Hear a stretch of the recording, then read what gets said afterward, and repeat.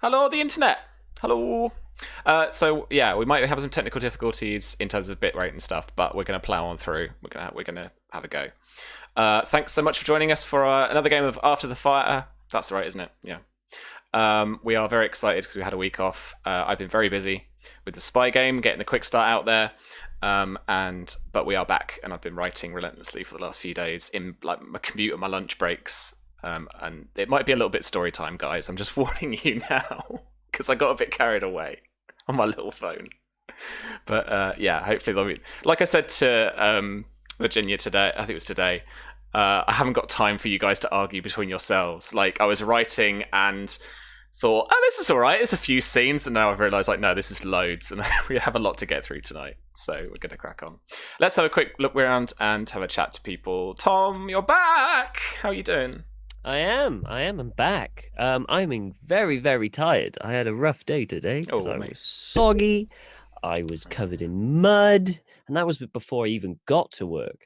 So, yeah, it was good. It's not too bad, but I'm here again, very excited to continue with After the Fire. I had the shakes because we didn't have one last week. You know, I gotta get my withdrawal.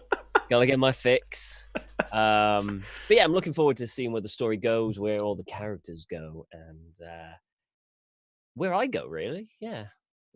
I've got a trail of breadcrumbs for you. It's fine. Ooh, I like breadcrumbs. Cool. Alrighty. Yeah, if people weren't aware, maybe in other places of the world, it's been raining like non-stop for a few days in the UK. It's pretty harsh. So bless you for being out in that, doing stuff.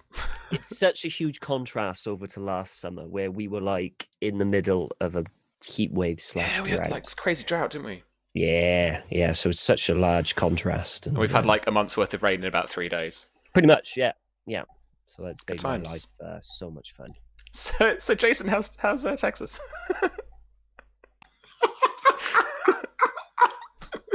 It's like, oh yeah, last summer we had this terrible drought. That was like 3 days ago for me. Then we had a thunderstorm, and then like just all sorts of hell just opened up on us. So, but I mean, outside of that, no, we've been doing just fine down here.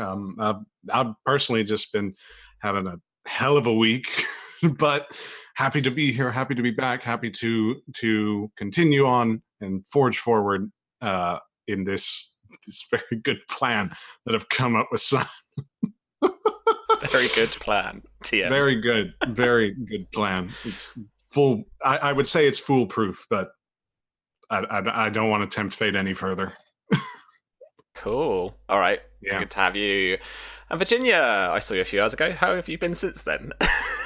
Hungry. Fair. That's a mood. Mostly. But that's me all of the time anyway. So that is a mood. Yeah, it's mostly sitting looking at my calendar and screaming at how much stuff I've somehow managed to get myself to do. I had this conversation with Jason earlier. But that's good. I'm glad to be back. I've been missing this. I want to know. Yeah. I think as well, you guys quite specifically have not played for a while. Yeah. So I've been really looking forward to seeing how all of your stories continue. Sorry. Tonight's stream is sponsored by some Japanese beer that a friend of mine bought for me from back off holiday. So the GM might be a bit burpy, but we never know. Anyway. We have another little announcement as well. So having chatted a bit to the cast and to James Blackhouse Gaming as well, we have thought about some sponsorship for the show. So you can get involved again like any other kind of RPG show that you might see, other like an encounter roleplay and stuff like that. So you can buy people some stuff. So here is the stuff. So for 300 bits, you can donate a bonus dice to somebody, and then you give it to them, and then you guys can call on that bonus dice as a little extra whenever you need it for the rest of the game, and it can save them up if you don't use them straight away, but I encourage you to do so. You can then also, for 500 bits, actually buy, I think it's 500 I've got in the thing, it's just below in the channel information. I think it's 500. You can get a what we call a test die, Tom's just learnt, for people, which is a dice that you keep. So for people who might be a little bit more less initiated in how the game mechanics are working, it's basically like a pool of 6-sided dice that you roll, and you total them all up. And you have keep dice, you have bonus dice. The keep dice, obviously, you keep at the end. The bonus dice what happens is you add a couple of bonus dice to a test, and then you roll all of them, and then you take away, say, the couple that are lowest, depending on how many bonus dice you took out. So bonus dice are a little bit cheaper. If you want to give people a test die, or like what we might call a keep dice, then that's 500. And then I believe for 1,500 smackaroos, you can donate a destiny point to somebody.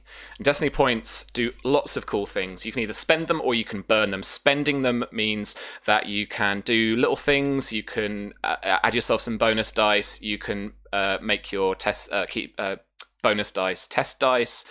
You can add little details into the scene, stuff like that. Burning destiny points allow you to do much bigger things, like introduce a much bigger thing into the scene, like a big detail that kind of allows you like an escape route or something. You can even use them to cheat death. That doesn't necessarily mean you get away scot-free. Like, I'd be doing a proper Lady Stone type job probably on somebody. But yeah, you can cheat death with them. So they are big and powerful. So if you fancy donating to the cast, then please do let us know. Oh, salty cheer already from Charlie in chat for a +1 bonus dice to Symon. Now, I do have some... I think Charlie's done a bonus for Mara and a keep dice for Alfred as well. Oh, my days. Okay, so I have little... Charlie. I have Charlie, I have little things, and I'm going to try and put them together now. If anyone has anything else they'd like to chat about, mention, plug, while I'm doing this very quickly, then go right ahead. No, I think we should all just sit here quietly, stare at Sam, and into the pressure for when he adds these little icons. I think that would be good. That would be swell. Yeah, it's certainly proven to be non-anxiety inducing to incur just this very overall silence, coupled with an intense and excruciatingly piercing glare at somebody. That's, I think, actually shown to lower levels of anxiety, especially in front of a public audience that has so graciously donated their time and attention, and sometimes even their bits, to, consume this content. If you're joining us live, hey, good to see you. If you're joining us on YouTube, hey, good to see you. But yeah, I mean, it's really just a good thing to amp up the pressure that Sam is under, just constantly, in terms of like, please no. Thanks, mate. Thanks. making sure that he really feels that sort of boilerplate sensation. Okay. So this was a keep dice for Alfred and a bonus dice each for Mara and Symon. Awesome. That's right. Yeah. Da-da-da-da! Boom. There we go. They should be live now. I see it. It's tiny. I might make them bigger. A bit bigger. I might make them bigger. Yeah. All right, cool. Well, let's get into it then. Just as a quick note, also, I got a destiny point, so thanks, World Build. Good to see you. What? Oh my days, Word Build. Thank you so much. That's amazing. All right, that's bonkers, I haven't got a thing for that, so you'll just have to remember that. So mark that down on your character sheet. Oh, believe me, I've already got it marked. Cool. I think you're going to need it. All right. Well, let's play After the Fire. The Game of Thrones tabletop role-playing game. Legit my favorite role-playing game. All right. This episode is session 7 of 10. Totally not of 10. And it's called The Golden Rose. And we're going to start with Mara. So this is you. Today is the first dry day in a week's travel of showers and thunderstorms. The ocean road down to the approach to Highgarden has been a short tour of the Reach proper. The road lined with ditches and bushes that border huge fields, ready ploughed and ready to be planted with corn and wheat. As you step out of you and your husband's carriage, the morning is crisp and the spring is young. A breakfast table is being laid out in a fallow field in front of you, where horses have been tied up and servants busy themselves preparing the breakfast. As soon as you step out, camp followers, peddlers, local merchants descend on you with baskets in hand, produce as well being kind of almost shoved into your face as they go carriage to carriage trying to sell their produce. Local farmers offer you dried melons, peaches, and tart, sour fire plum jam. ready for you to break your fast. While a travelling Dornish tailor offers you a beautiful cutaway dress with leaf, flower, and fruit motifs, all in lace and layers of silk. I will buy that. Okay. You don't have any money on you right now. Your husband will have some pocket money from his parents, I imagine, which I've already rolled for and know how much he's got. The Dornish tailor offers up the dress to you and quotes the price to you at 64 silver stags, but he's willing to negotiate. Mara will try and negotiate him down just a little bit before she does the wrapping her arm around her husband's arm and giving a very endearing look that says, "You know, I don't have any money, and wouldn't I look pretty in this?" He whispers to you, "Darling, I only have 49 silver stags." We'll see what we can do. All right. So yeah, just if you want to make a bargain test for me. Mm-hmm. So persuasion. This is just going to be against it passive. Does my attractive quality help here? You can reroll ones. Yes. Okay. I also add +1 to persuasion test results. All right. Things. I mean, I'll take your word for it. That doesn't sound like a quality I know of, but it says talented. That's what I have written down. oh, okay. Yes. Talented. I think that is just a static bonus.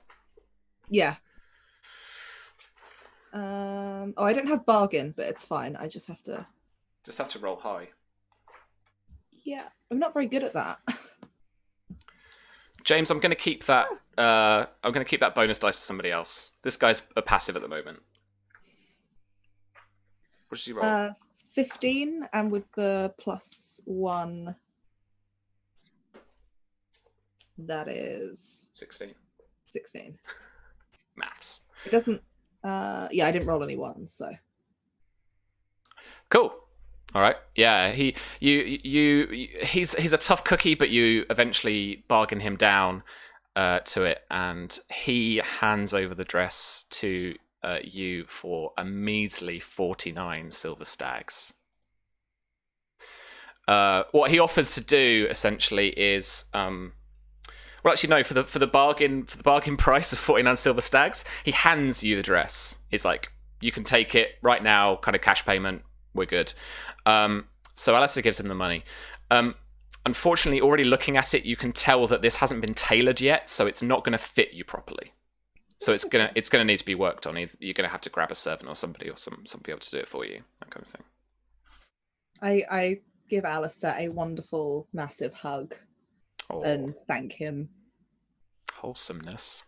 Okay, so heading into the fallow field, sitting down at the wooden table where you break your fast, there are fields of budding golden roses that stretch out as far as the eye can see. Fruits in the other fields have begun to sprout from the ground, and the trees have begun to blossom. As Alistar takes your hand from beside you at the table, he looks into your eyes, the warm smile of love beaming from his face, as he simply says, "You're beautiful. I'm the most fortunate man in all the Seven Kingdoms, with the most beautiful wife." You share the moment, and then a familiar form of Lord Costain, the lord who gifted you your wedding goblets, strides towards your table. And Alistar remarks, "Lord Costain, I wonder what he wants." Finally coming to within a comfortable earshot in a wooden doublet. Wooden? No. Woolen doublet. Quartered black and yellow with freshly cropped ginger chops down his cheeks. He asks, "My lord, my lady, do you mind if I broke my fast with you?" No, please. Join us. He takes the remaining stool, and this is where I would like you to roll Intrigue initiative for me, please. Oh no. So this is a status breeding test. I'm gonna grab my man here. Oh, I actually have that. That's a thing. Okay. Breeding. Yeah. Good. 16. Good on you. Oh, not bad. All right. What have I got to roll? 4+1. Don't have that. All right.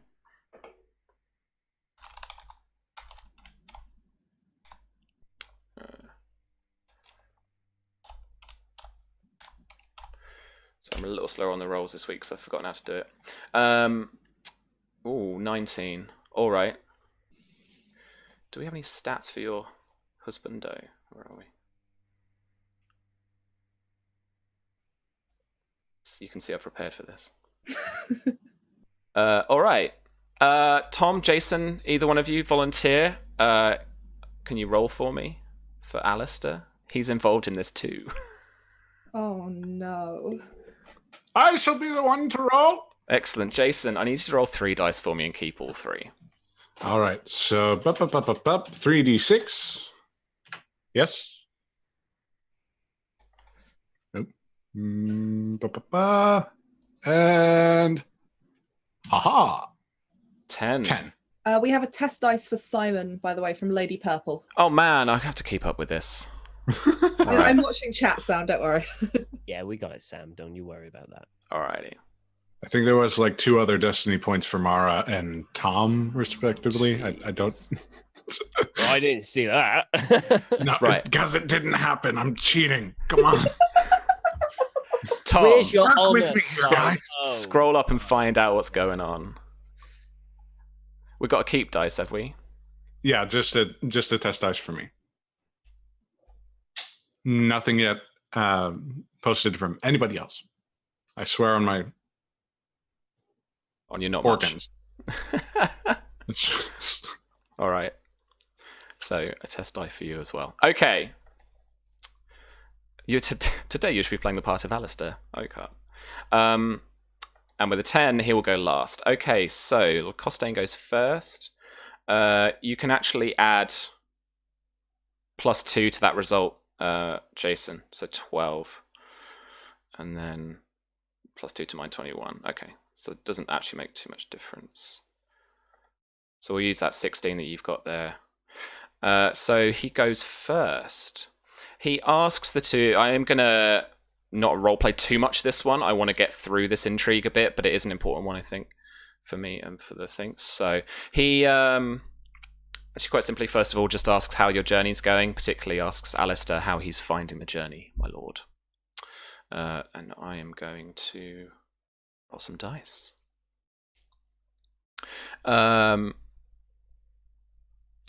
Virginia, if you have a... I'll say character's names. Mara, if you have an objective here, which in an intrigue... you keep rolling status. What are you doing? Oh, sorry, I clicked a thing by accident. Well done. Have an objective in mind. And then have the cheat sheet available as well, if you need that in Roll20. 3+1. I've got that in a macro. Woo! 12. And Alistar's is... Cool. Alrighty. How does Mara respond? Or what does she say and what is her action? I guess Mara's more curious why he's come over. She'll do the niceties, like genuinely of, you know, the travel was fine, it's just a long journey, and just say, what brings you to our table this morning, my lord? Is there in some way that we can help? I just wanted to break my fast with somebody else. I've been up and down the road a little, the caravan as it were. And of course, the 2 lovebirds who are being spoken about by still very memorable tawny crowd. I wanted to see how you were getting on and how your young love was progressing. What are you actually doing with your action there?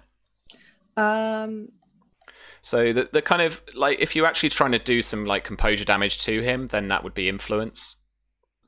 Otherwise, the big hitters are kind of, like, it sounds through the roleplay like you're trying to retarget, maybe? Yeah, pretty much. I want to see what does he want. Sure. Okay. If you can make for me an awareness test, empathy bonus dice apply. Yeah. This is passive deception I've got to look at here. 13. Okay. It seems he wants to spend breakfast with you. You don't get anything else off him too much. He's obviously being quite cheeky about the kind of tawny, kind of poking a little bit there at that and what happened. But seems genuine and just wanted to spend some company with other people this morning. So I'm afraid you don't get any additional dice to your test in this intrigue, and I'm not going to let you know his last technique. Okay. All right. Alistar gets a chance to reply though, and if you guys want to talk a bit about what Alistar's objective might be here, then I'll let you guys do that, and you can essentially kind of direct the non-player character for a bit in terms of this intrigue, at least. I'm trusting you both. Bad idea. Crap. I don't know Alistar's exact build, but I think he would want Mara to take the lead given prior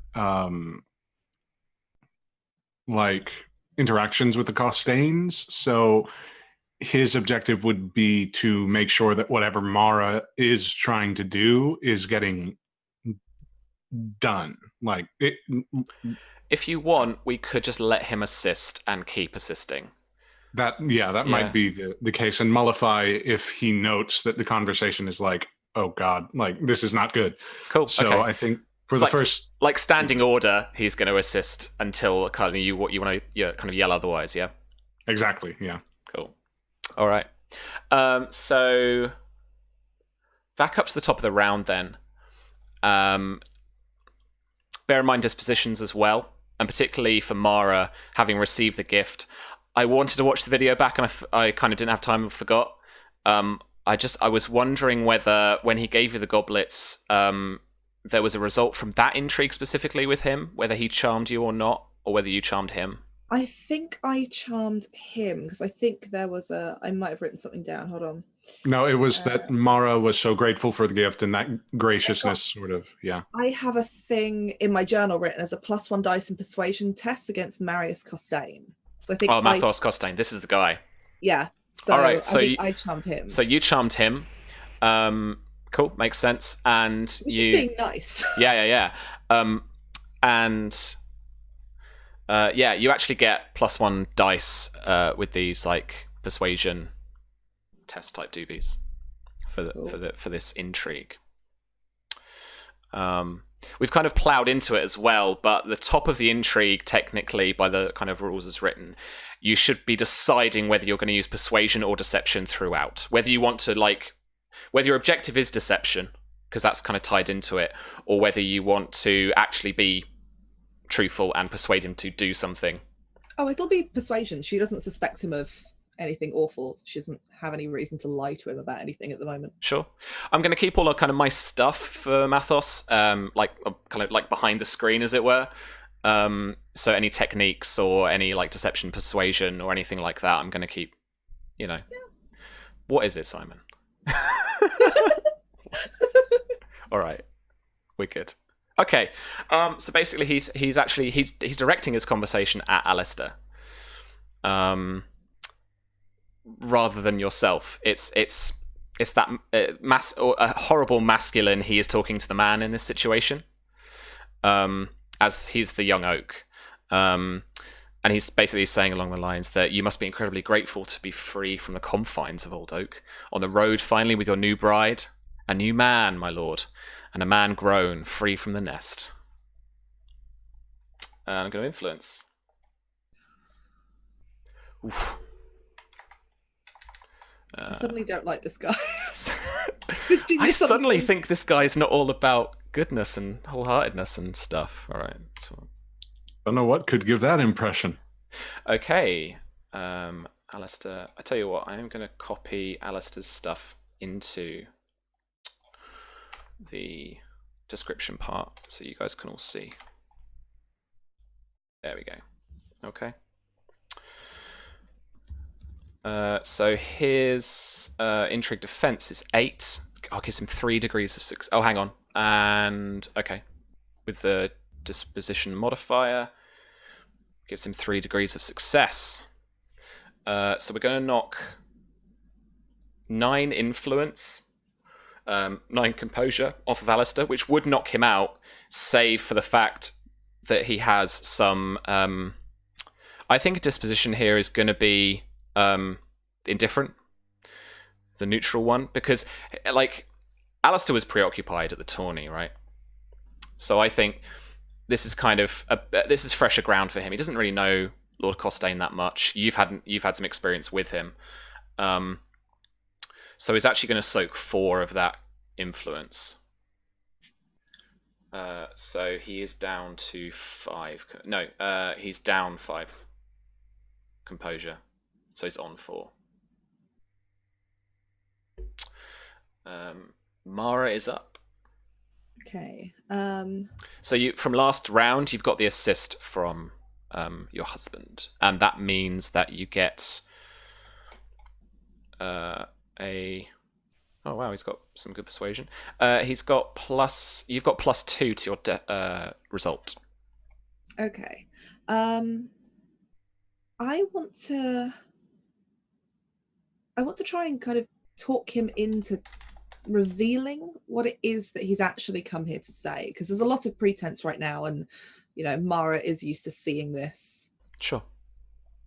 Day to day, and she kind of just wants to will involve herself in the conversation politely, but really what she's trying to do is talk him into saying something that gives her a clue as to why he's here. Okay. Let's have a quick look. Hang on, I've got my actual cheat sheets here. Real format. Probably along the lines of, as he's bigging up Alistar and giving him an ego, kind of agreeing along with it and saying how lovely it must be for him to, be able to travel. Starts talking about court at Highgarden in the hopes that there's an avenue of conversation that he kind of latches onto that gives her an idea of what he's doing. All right, so there are a couple options here for you. One of them is manipulate, which allows you to pick the next technique he is going to use, and that would be along the lines of something like charm or seduce or bargain, whatever that might be that you decide. What you'd have to do is make a persuasion test versus the target's passive will. So that would be with will rank times 4. So possibly quite hefty. The other thing you could do is just try and influence against his intrigue defense and kind of wear him away that bit, Yeah, I'll give that a go. I'll try and influence him. She's not quite manipulating him yet. She's just leading the conversation to see what he catches onto. Sure. So influence. Yeah. Cool. So pick your technique as well, whether you're being charming, whether you're being convincing, or... I think she's probably going to go for slightly charming in the way that she did before. Okay, so charm it is. Yeah, so you're being charming about court and how lovely things I are. add an extra dice to this, don't I, from previously having charmed him from that thing? Yes, you do. Yes. Sorry, I had to check something there, but yes, you do. I'll just type 2 in charm and remove it in a second. That's an okay-ish number. 14, and then I get +2 to this, right? Yeah, check. From your quality, and check your disposition to him, and add the persuasion modifier. So that's 7. No, I can't count. 14, 17. Cool. Against intrigue defense, it's going to be 2 degrees of success. So, what is your persuasion rank? 4. Magic. So that's going to be 8 influence. Reduced by that brings him down to. Cool. Okay. Just noting that down.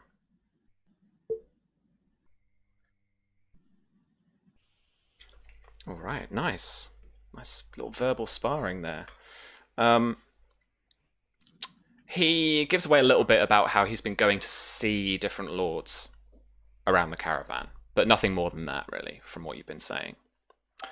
Is Alistar gonna assist again this time for your next action, or do you want him to do something? He actually got kind of screwed by that, 5 points of composure damage, right? Yeah. All right, let's see what we can do. So he could withdraw.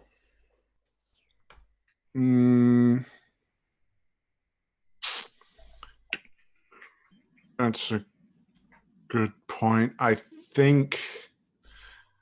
don't know if he would like this either. Okay.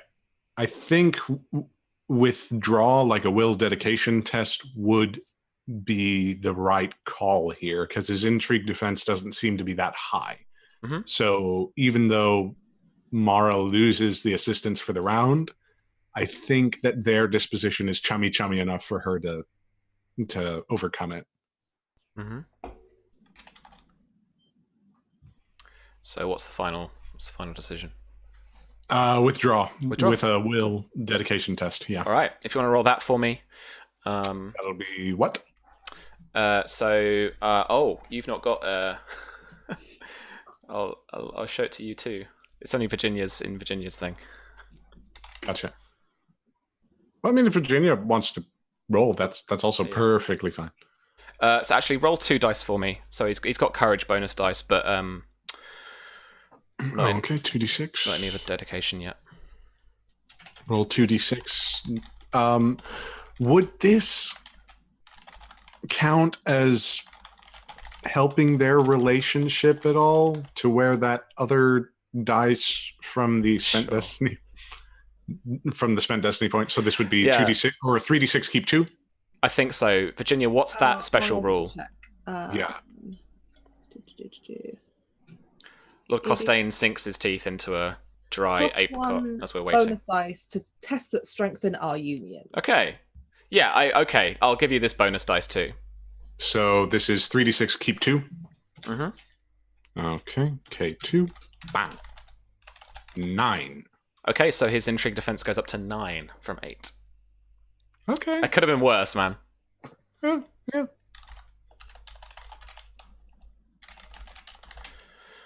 Okie dokie. Then, so he's withdrawn. He's got his intrigue defense back up. We're back up to the top of the round.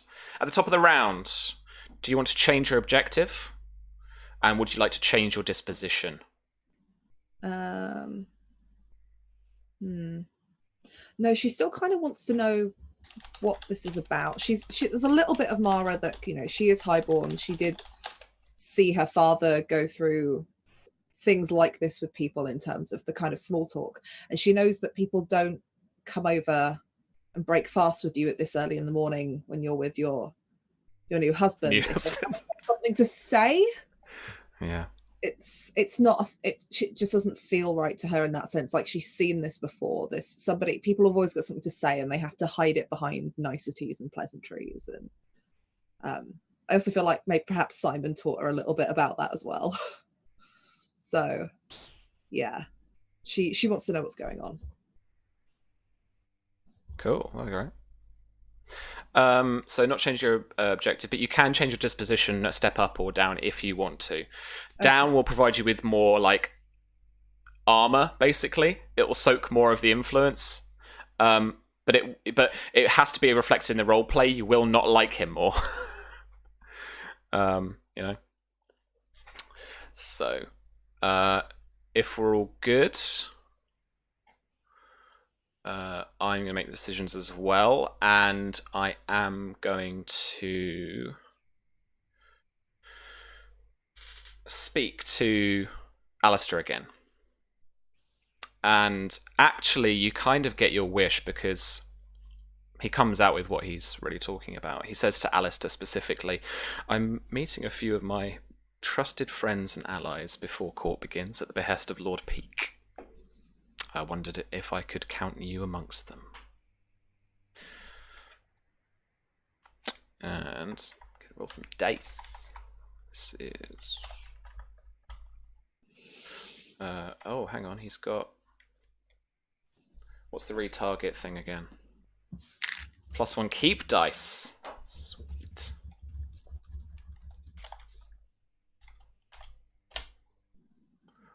Oof. 21 is going to knock him out. That would have been... Even if he took a point of frustration? Okay, so 3 degrees of success will net this guy 9 influence. Okay.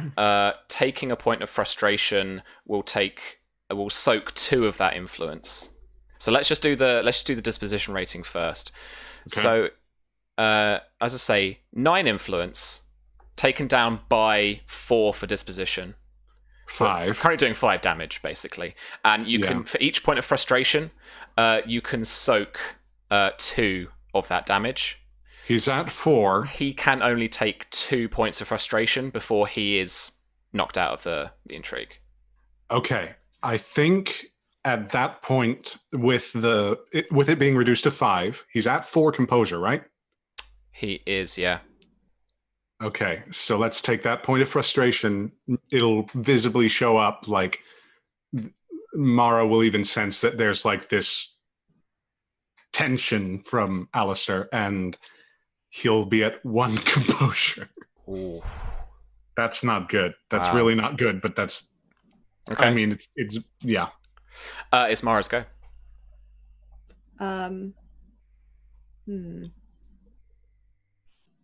So Mara is a little bit weirdly suspicious because he hasn't been open about this. His house is a friend of House Greenmont, and this new flattery has come out of nowhere because he wasn't very interested in talking to Alistar before, and suddenly he is. Yeah.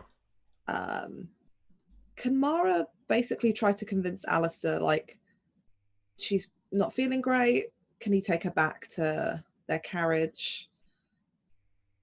Like, it's not completely a lie because there's something about this doesn't sit right with her in her gut. But she's gonna do the kind of, like, having sat there, kind of eaten, and just kind of grab his hand and turn to Alistar and say, I suddenly don't. I feel quite faint. Would you please? I'm so sorry, Lord Costain, but would you take me back to our carriage, please?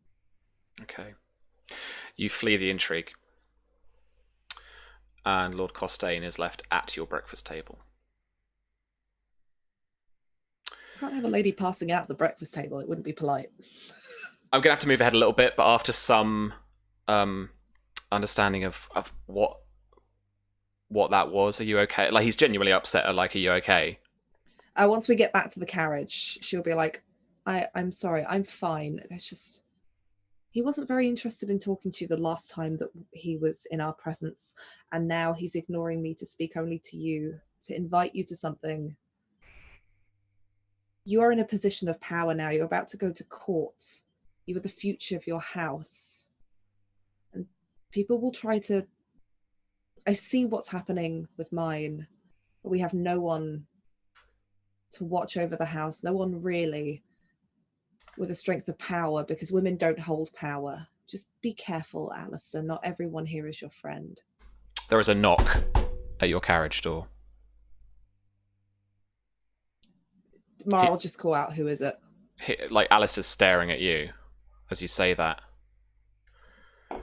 My lady Greenmont, is that you? You hear from outside. I'm assuming the carriage has got like a screen that she can pull back, or they've got like the curtains. Sure. She'll pull those back.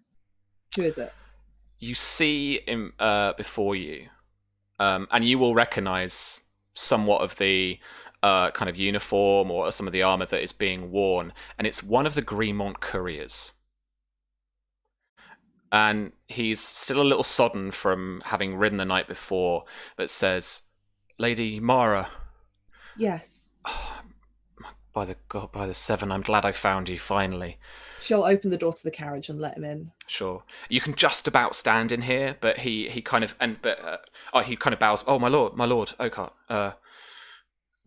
And kind of hesitantly gets up. He produces a letter, explains that this was for Sir Oliver, but he's not been able to find him on the road. So he must have just lost him, or gone another way out of Old Oak. But he's travelled back here, having heard the caravan's on the move, to find someone, and asks whether Sir Oliver is here. Sir Oliver didn't travel with us. He was injured at my wedding tourney. Who is the letter from? It's from Lady Marcia. May I? Yeah, he hands it to you, and you open up the sealed, folded letter, and you read what's about to be popped into chat. Oh, gosh. Virginia just wants to decipher this herself. There is a coded message. Can I? I'm assuming I know the Greenmont cipher. Sure. So So what I did was I did ask people to give me the difficulty of the cipher. So this is a pretty simple one, and as much as we've got our own fun out of character, Charlie made up a cipher. I'm imagining that there are several and there's different versions of stuff. So if you roll a cunning decipher test, is that a specialty? Sure. I don't have decipher, but I can just roll cunning. If you roll cunning for me, and the target number's a 9. 10. Nice. Okay. Did I have the translation? No. Charlie might have had the translation. I might be able to read it. We don't know. No, I've been a moron. I'm gonna need the translation from Charlie at some point. Charlie. I know that the last bit. You're going through this. You're trying to figure out the last line you read, and I do remember this. I can read it. Is, have you seen any vultures? Does that mean anything to Mara? Have I seen any vultures? I mean, I've spent most of this journey in my carriage. You haven't seen any actual vultures? The message is in chat now. Oh, banging. What Dornish raider raids, but doesn't steal, only kills? Can I make a roll to see if Mara can get the gist of what? Because Virginia knows what that's about. But I want to see if Mara can get the gist of what the first half of that message is about. Whether or not she works out that that's something's going on. I'd like you to roll a cunning logic test for me, please. 10. Okay. Sorry, so you wanted to get an understanding of what the first part of that message meant? Yeah. Right. Where's my chat? So basically she's asking about the behavior of Dornish raiders. So she's asking whether there has ever been like any events, any occurrences that are maybe local to the house, to Greenmont, where instead of actually like pillaging and actually taking stuff, Dornish raiders have just smashed. So not smash and grab, just smashed. Does she get the feeling that something might have happened back at Fox Hollow then? If you get that feeling, then you get that feeling. Mara will read it and look at Alistar and say, could you bring me my brother? I think something's happened at Fox Hollow. All right. He will do, and you'll be able to share the information. Just for brevity, we'll be moving on in just a second while I give myself a bonus dice and a keep dice. Thanks, James. Alrighty. Tom, you are up next. Just like to say the fact that you got the bonus and keep dice just as you went on to my thing has no impact whatsoever on how screwed I am. Not at all, right? You've got a keep dice though. You're doing pretty well. I do. It's pretty well. All right, here we go. So, the rough footpaths, shallow valleys, and winding ridges of the Red Mountains are more home to you than any room in Fox Hollow Hall. And this sortie into the mountains gives you the excuse you need to forget the recent revelations about your life. You are Lord Lucas's son, as a bastard by his sire. born of lust and adultery, and cursed. Leaving Fox Hollow behind might mean some respite from facing those responsibilities, but a preoccupation with the memory of your childhood and the figure in a hazy memory of your father shifts and changes from who you thought you saw and the face of the late Lord Lucas. The couriers, your unit of scouts, have found a trail of raided settlements along the mountain to the south. And as you've searched each lone hovel, each goat herder's shack, and now down the valley of the torrent stream, in a small fishing settlement, every one of them has appeared empty or scattered with corpses of farmers and children as they have tried to protect their lives and livelihood. This fishing hamlet is one such place. Broken fishing spots line the bank of the river, and the clod and wooden homes bear blade markings, and one home is blackened and burnt. The silence chokes the hamlet, one that has no place being in a settlement such as this. Now, you wanted to kind of introduce like a second kind of in command, or essentially kind of a buddy with you. So I wanted to do that. I wondered who that would be. And maybe we can give him a little bit of a kind of personality. Well, it would be a woman, mm-hmm. and she'd be called Alex. Sure. With a Y, because thanks. With George. A Y, because thank you, George. She's like common, just like everyone else. She's been in the yeoman of the mountain, which is the scouts, for a good few years. She's like a hunter, like Alfred, but probably more like in the hamlets around, more kind of hamlet based rather than with Alfred, who was just wild all his life. What she's really good at, she's very quick, she's very aware, and what she lacks up for in combat skills, she more than makes up for agility and speed. She's all about being quiet and getting across a lot speedier than Alfred is. And that is these skills that he has decided to partner up with her so they can cover most. I mean, Alfred's quite athletic, but she just blows him out of the water in anything to do like that. She's really good. How many are we, when we find these villages, are we still in pairs, or have we kind of grouped together? So this is your unit. That is up to you. Because the way I did it, we would probably go out in pairs, talking to the villagers, trying to pick up, so basically we do it more like undercover rather than being seen as Greenmont house. We are more just commoners trying to get hearsay and stuff. People are more likely to talk if they feel that you're one of them instead of another agenda. Like, stay away from this, X and X is dangerous because, so probably at the moment, it'll probably be myself and Alex checking out this poor fishing, right? Yeah. The reports you've had as pairs have come back and just reported back to you as you're essentially the commander here, is that as I described, they found these hovels or places or little farmsteads or whatever, and they are, ramshackle places that have been ruined, and they either haven't found anybody or they found a couple of corpses here and there. So you have, it's as remarkable as it sounds, you haven't actually come across anybody yet, which is very unusual.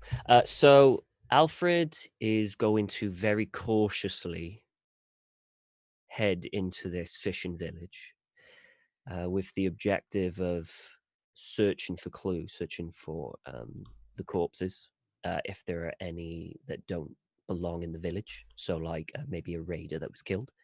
The manner of how they were killed, as in whether they were executed, whether they were run down. It's going to be difficult, I understand, but it's pretty easy to know if someone's been hung or, like they've been on a chopping block or something, or just ran down. Sure, okay. And essentially just look through the destruction of, but always, and Alex is there, she's there as a lookout. She's constantly scanning around while I go in there. So she's my backup. Yeah, absolutely.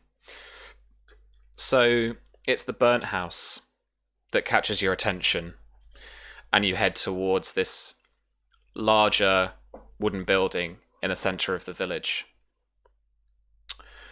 And it was a larger house, part barn, part hovel towards the back, with what we might call a mezzanine nowadays, but like balcony with sleeping quarters and sleeping arrangements. Inside is just soot black walls that you brush your hand over. Alex stabs with a short blade. Bits of the wood just flake off. And the structure could well be unsound. But just before you, and off then in the distance, you see two corpses. The one near you has fallen in the direction of the door that you've just come through, the front door essentially. Looks as if it was making its way in that direction, and has fallen rather splayed out on the ground. The body itself is blackened and burnt as well. Okay. Down towards the hovel, there, cowering, is another corpse in the fetal position. Again, burnt and blackened. And I'm assuming they are burnt to beyond recognition and to beyond any other additional wounds, yeah, that I could see. Yeah, it's gruesome. And there's no recognizableness about them. The corpse... Are we still in Greenmont land? No, you're not anymore. Okay. What land are we in? You are heading into Blackmont territory.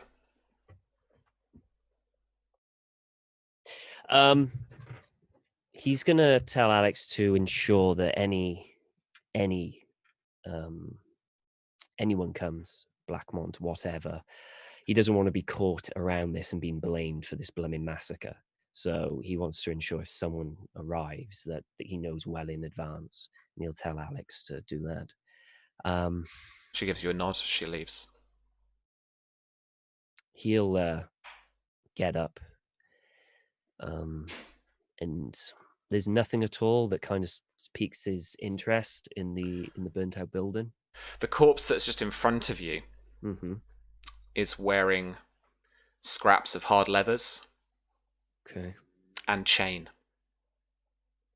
Chain? What, like chain mail or chain? Chain mail. It's scrappy and it's not a complete torso piece.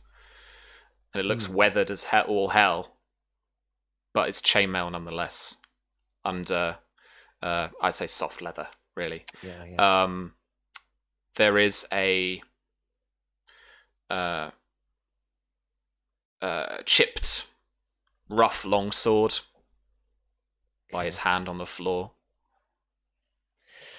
Okay, so in Alfred's mind, he's thinking these aren't obviously professional soldiers, whoever this was. So this might have been an attacker, because the attackers on the Greenmont village farm, they had similar, or was it significantly better?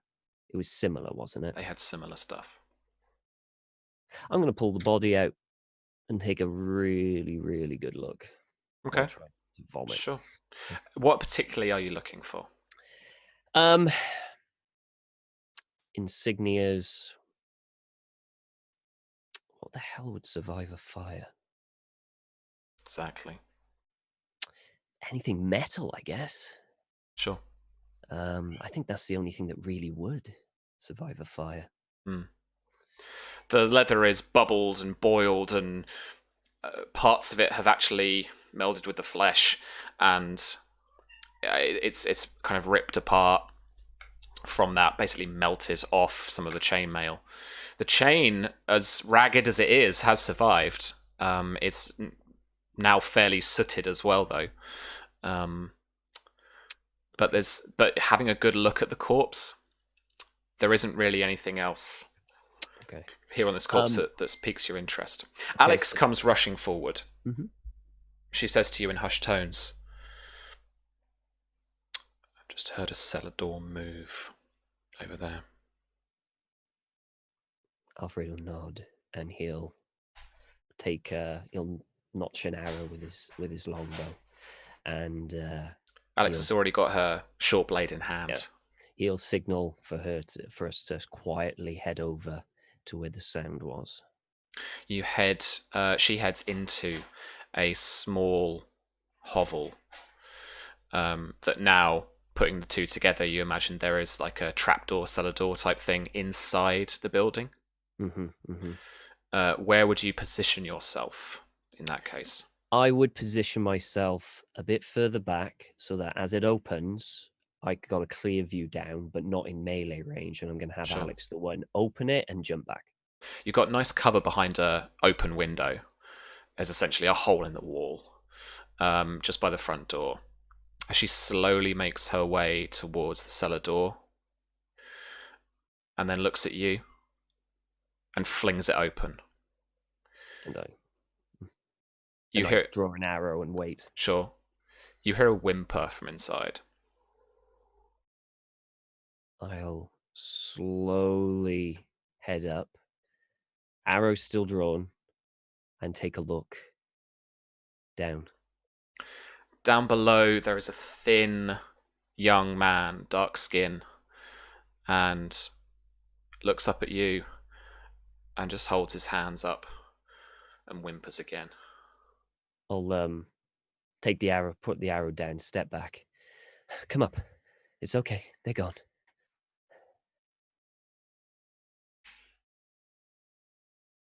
I'm not going to hurt you.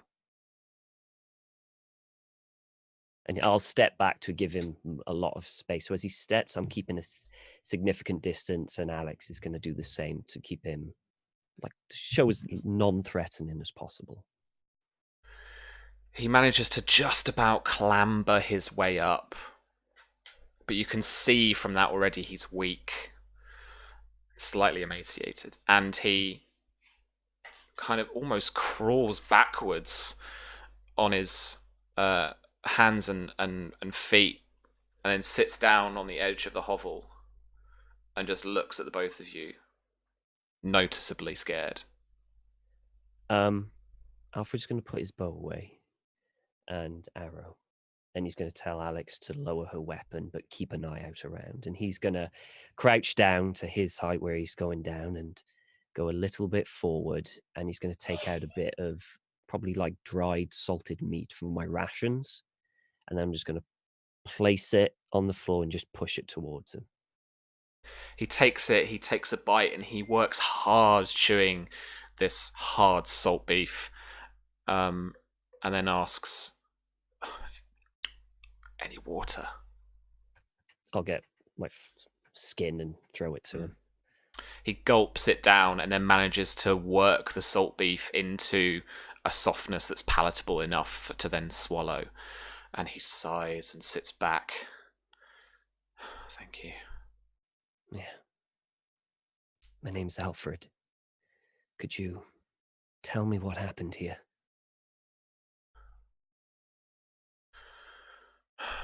Dornish raiders. Dornish. Cocky fucks. Because they think they got power now in court. They can come and fuck us over and no one has to answer for it. Soldiers definitely came here before we even knew it. Dusk coming down and chaos all around us. Did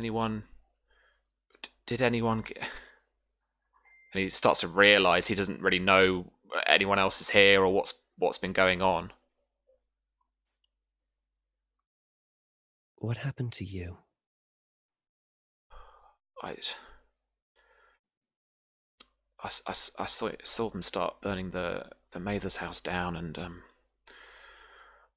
I just got down in. My mum not long ago passed, and it's just been me in here, thankfully, I guess. And I just dropped down into the cellar. I could still hear the screams, though. I know it's difficult, but did you hear anything? Did you hear any talking or what they were talking about? Just took what they could, I guess. They took. Yeah. Well, I think so. They were talking about food and livestock.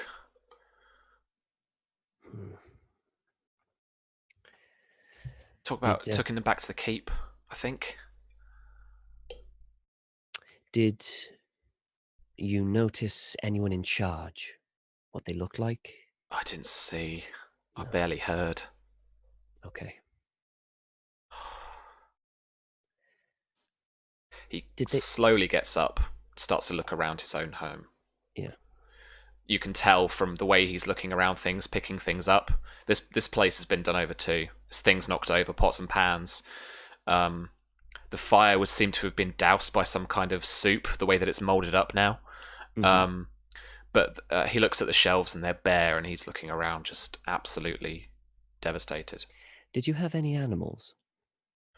Me, no. In the village? We eat mostly off the river. There's a goat's place not far up the hill. Where he's mentioning it, he's talking about like a different settlement or like a lonely farmstead or something. Okay. Do you have anywhere to go? Any additional family? Anything at all? Just me here.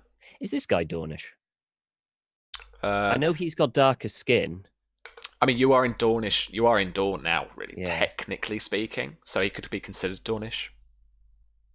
Why? Do you have any... was this attack just out of the blue? As in, no warning?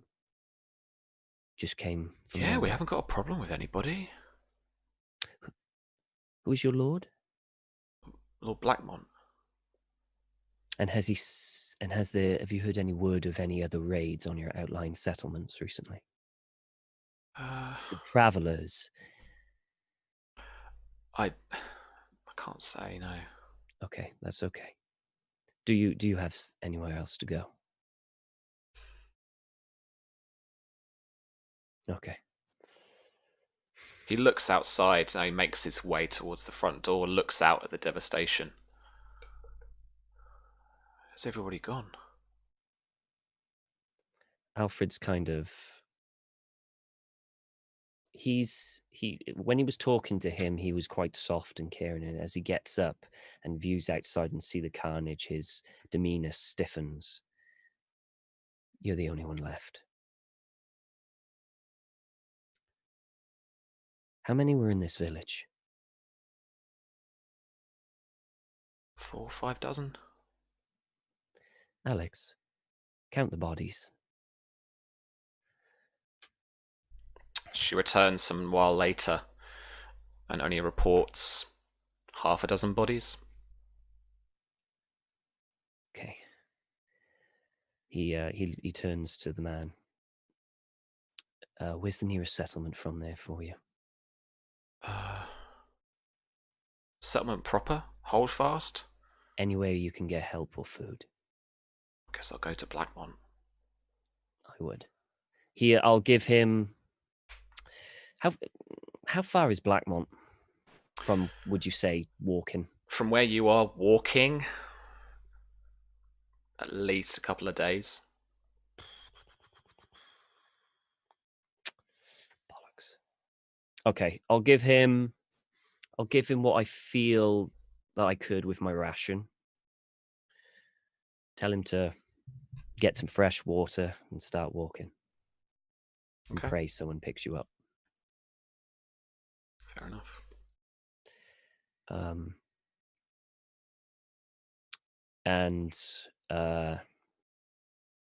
He'll go over to Alex and start to head back out of the field. And he wanted to check that one farm just a bit further over, that little thing that he was talking about, to see if that was decimated. And he's he turns to Alex as he's walking. They're gathering food and people. Sounds like they're getting supplies for an army. We need to find that keep, and we need to know where they are. Come on, let's go find if anyone else is left. You work your way up the side of the mountain. Symon, we are going to move over back to the road to Highgarden.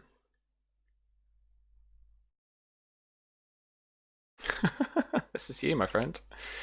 This is me. This is you and your Valyrian lesson with Lord Alistar. Oh, boy. Okay. I'd like you to give me your best Valyrian. Okay. I think in terms of court, we would be most interested in getting down the basics of greeting. So I would have already given him sort of the basics of like the difference between isi, isa, iksan, iksat, those sorts of constructions. Like, abra isi, they are women. Abra iksat, you are a woman. Stuff like that. In terms of the actual sort of greeting oneself in court, the very, very bare bones would be ritsas sejorna, which is hello and welcome, depending upon, what the circumstances are. Noyabrotsi, for Symon, it would be Noyabrotsi Symon Isa. My name is Symon. So for Alistar, it would be ritsas, which would be greetings. Noya Brotsi. I don't know if there's a Valyrian equivalent of Alistar, so we'll go with Alistar Issa. I mean, you start that out. Yeah.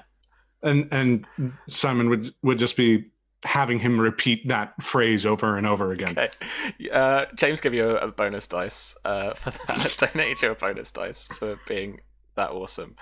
Cool. All right. So in terms of this, what we can do, I'm going to take this from the quality gifted teacher, but I like the rules for it anyway, and I'm just going to use them. Sure. So you can make a persuasion test to instruct another character. Your flaw won't apply here. It's teaching. It's not about intrigue. Okay. So you can roll a normal persuasion test. Depending on the amount of bonus dice you want to confer onto Alistar in terms of this kind of stuff, it increases the difficulty. What I will want from you is whether you want to give him a bonus dice bonus die in breeding, or whether you want to give him bonus dice. I'd probably say like in Valyrian. I want specifically in breeding because this is going to be stuff in court. So like I'm teaching him the bare bones, but I'm specifically like this throughout it. It's Symon's reminding. So Lord Costain approaches you once more. You say, Reza Sejorna. Oh my God. What's his name? Matos? Mathos, yeah. I think it would be shortened to Matos in Valyrian, if I'm not mistaken, because John becomes Jonas. It's this whole thing. But it's specifically so that he cannot fuck up when he's amidst the big boys. All right, nice. So if you succeed on a persuasion test to instruct another character about this, that character would gain bonus dice on on that. Okay. You may not instruct characters who have a greater rank than you in knowledge. I don't think that's applicable here. Tell me, does good Alistar have a 6 in knowledge? No. You don't have a 6 in knowledge. No, I have a 5. But it said greater, right? Yeah. Yeah, sorry, you are right. I'm not paying attention properly. So, if you successfully instruct the student may at any time make a challenging 9 cunning test. Memory applies to recall your teaching. Oh, please, Alice. A success grants the character 1 bonus dice per degree, drawn from the pool of bonus dice that you provide. Okay. Once the student exhausts the pool of dice, they can't draw from it any further. All right. So, I gotta help somehow. 1 bonus dice is difficulty 6 for you, if you want to confer 1 bonus dice. And they go up in threes. So 2 bonus dice, 3 bonus dice, 4 bonus dice. So 4 bonus dice would be a hard 15. Let's go ahead and do at least 2 bonus dice because, we're dealing with bare bones stuff here. So would that be a persuasion roll? It would be a straight persuasion roll, yeah. Okay, I'm going to use one of the bonus dice that I got from James, I believe the name is. Yeah, sure. Yeah, so I'm going to use that bonus dice for this just in case. So I'll be rolling 4d6 and keeping 3. Nice. All right. We're looking for a 9. Come on, Jason. All right, and that's for 2 bonus dice? Yeah, for 2 bonus dice. All right. With that. Or, excuse me, 3d6 and keeping... 4d6 because it's a bonus dice. I'm having such fun. That's cool. No worries. Pata. Whoa! Oh my god. And the thing is, that would be 2 degrees of success. Yeah. So I'm actually going to give him an additional bonus die. Aw, you're a sweetheart. He gets it. And I'm genuinely amazed by your Valyrian. Thank you. There you go. All right.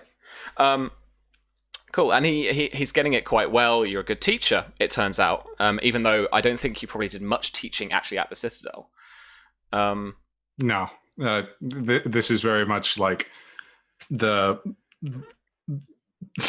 excuse me, like the beginner's guide to Valyrian that's lodged like somewhere in like the back of his head. That he's... Yeah. This was 4 years ago. I had to do this. Well, yeah, totally. All right, cool. So aside from the teaching, is there anything you actually want to do, intrigue-wise, with Alistar?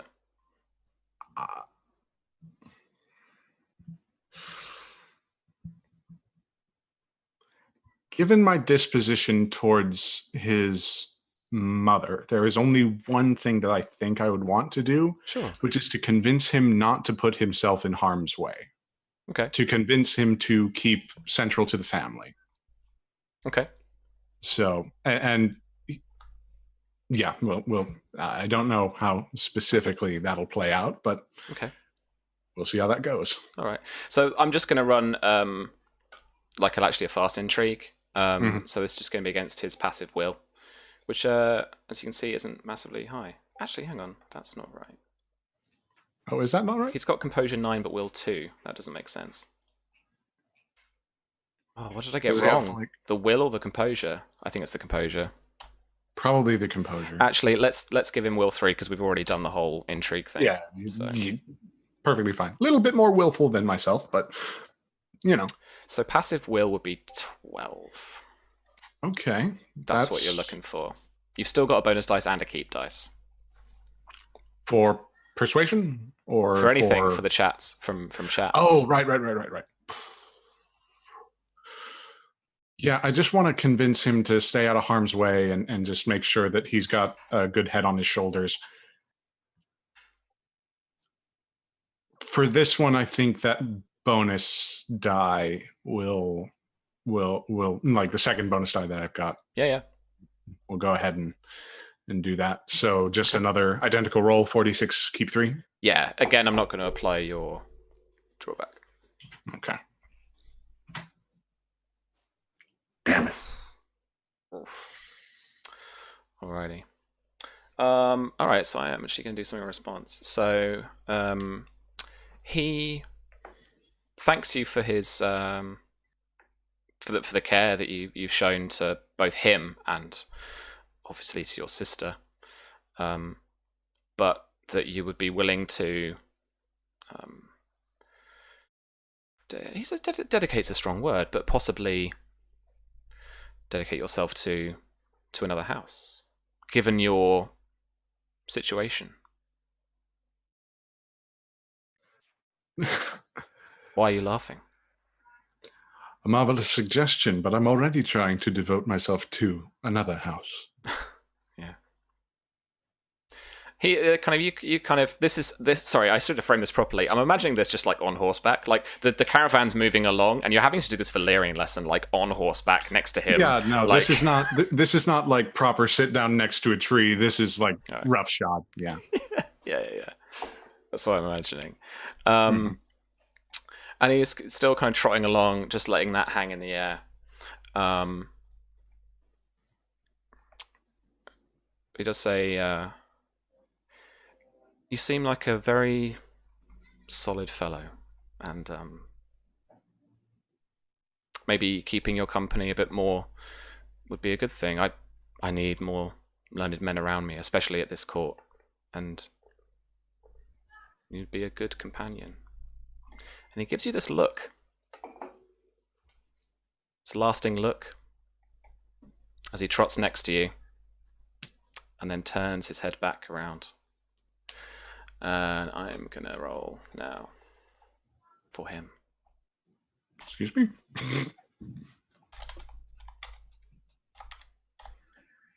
This is against your passive will, whatever that is. Yeah. 17! 8. You got 2 will. Yeah. Oh man. All right, cool. So with a success there, your disposition is going to go up by 1 towards him. Okay, perfectly fine. I mean, I was at, I think, indifferent or something like that, so. Sure. But I will emphasize the point. He gives you this longing look that you recognize. It's a look of lust. No. I'd like to. Do I have any responses? You can certainly have a response. Remember, he has charmed you. So you like him better now. For the lesson, for what he's saying, he's complimenting you. He's trying to help you out. Don't get me wrong. Yeah, like him a lot. He's a great fellow. We're shutting that shit down. I'm going to ride up next to him and, like, really just plant the flag. Like, just line in the fucking sand here. Of course, it's marvelous to have friends, acquaintances. The like in court are very much appreciated amidst learned men such as yourself. I must stress, however, the importance of your station. I have lost much, and in short time have sought to regain it by going on some maddening mission. You have just married yourself a lady wife, which is more, you married my sister. And I would despise the man who would break such a bond. I already consider myself wretched. But to the man who would break my sister's heart. There's like a switch, and he turns to you and he's like, "Excuse me?" Who'd have thought? And I ride on.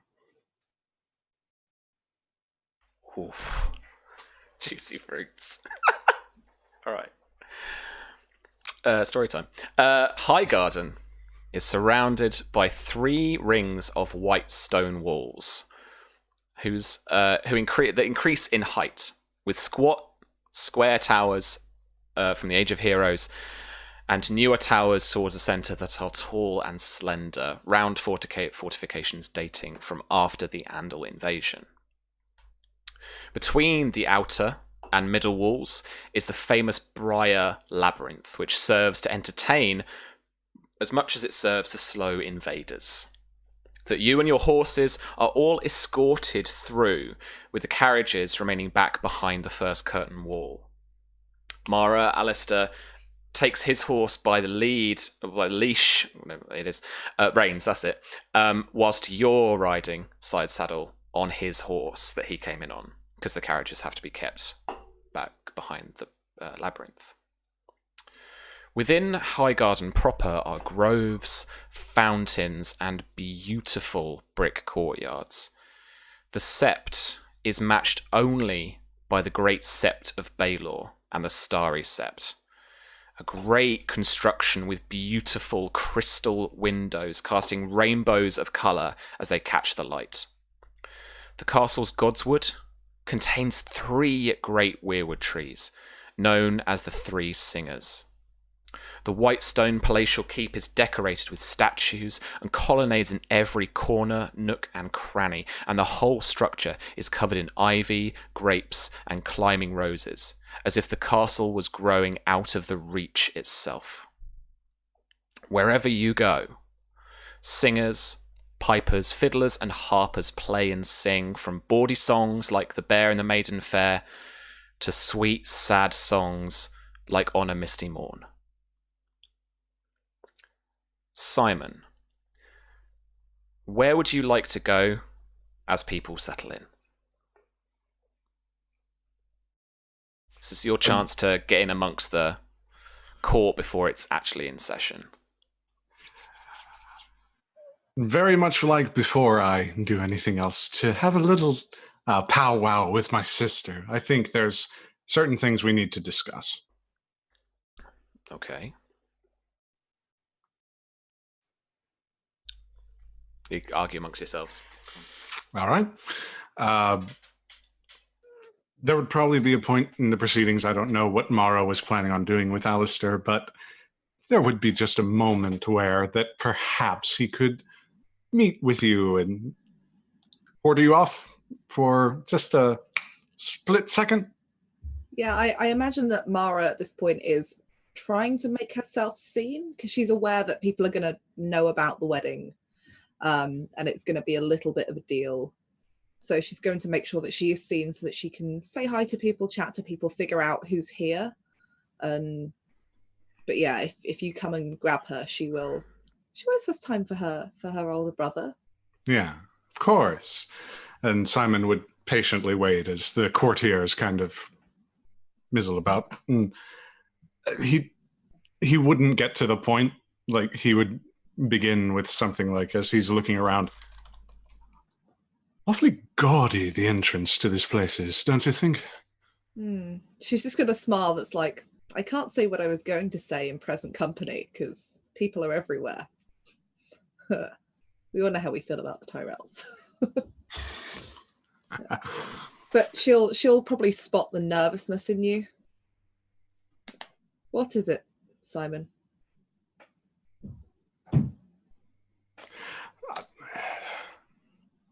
Simply a brother.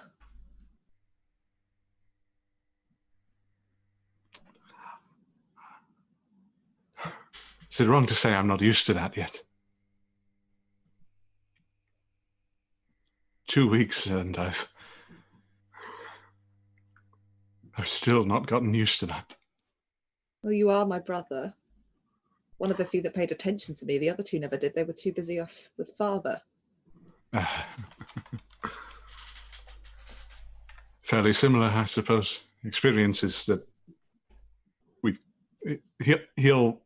there will be like 1,000 there will be like 1,000 like sentences he's trying to say, all trying to escape at once. So she's gonna say something to you. She's gonna grab you by the shoulders, and in the Valyrian that you have taught her over the years, that she's learned from you through the ravens and the things that you've sent her, she's going to just say, brother, what is the matter? I'm your sister and you can tell me the truth.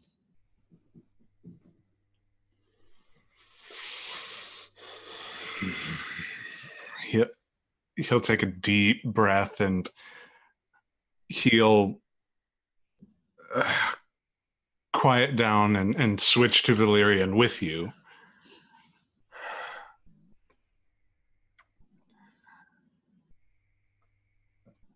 There are many plans in motion, endeavors that I wish to explore, and facts that I have found out. So I wished, before I adjourned from this good company, to meet with you on matters of some interest or concern. Principal among which being perhaps the exact interest, station, and manner of your good lord husband. I would give cautious advisement, of course. This environ is savage to those untrained. Has something happened? Merely a misinterpretation, a miscommunication. I'm sure nothing of great Symon. import. And she's still talking to you in Valyrian. And I imagine Yes. that she sounds very much like our mother right now. Yeah. Symon, what happened? What did you say? I think she's offended by that. I said nothing. I said nothing. I said less than nothing. Well said more than Never say- something, but More than something.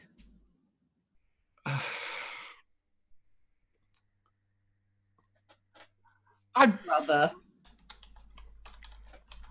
I might have misinterpreted the look that he gave. What look? What have you done? I've done nothing. I've done nothing but try to educate and protect that little. He'll stop and just kind of.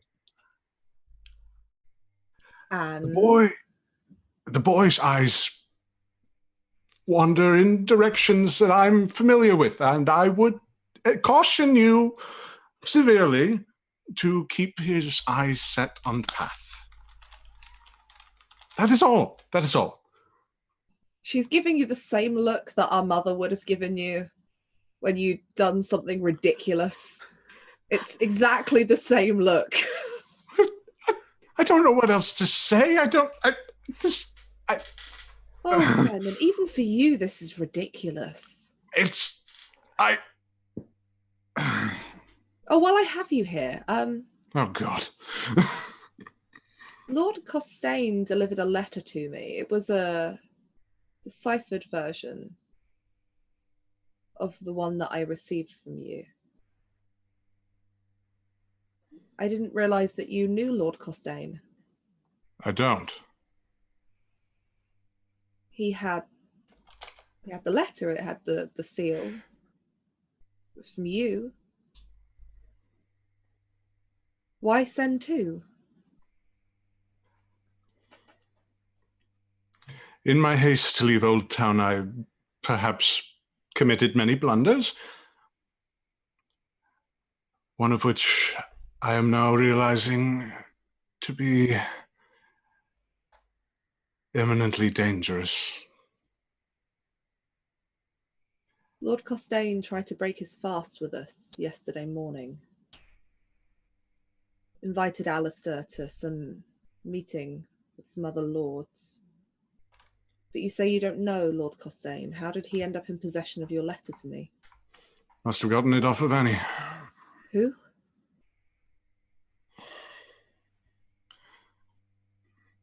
I look around, see if there's anybody else, then realize I'm speaking Valyrian, so who gives a shit? Prostitute in Old Town that I trusted with a message. She was eminently familiar with me and Oh, I'm sure station. she was, brother. And my station and my situation. She proved to be a confidant of sorts. I suppose I should have figured that, well, she might have been bought. If that's the case, then perhaps there's a little... She's going to give you a look that says, how did you not see this? He's going to ignore that and get lost in his head for a second before coming back.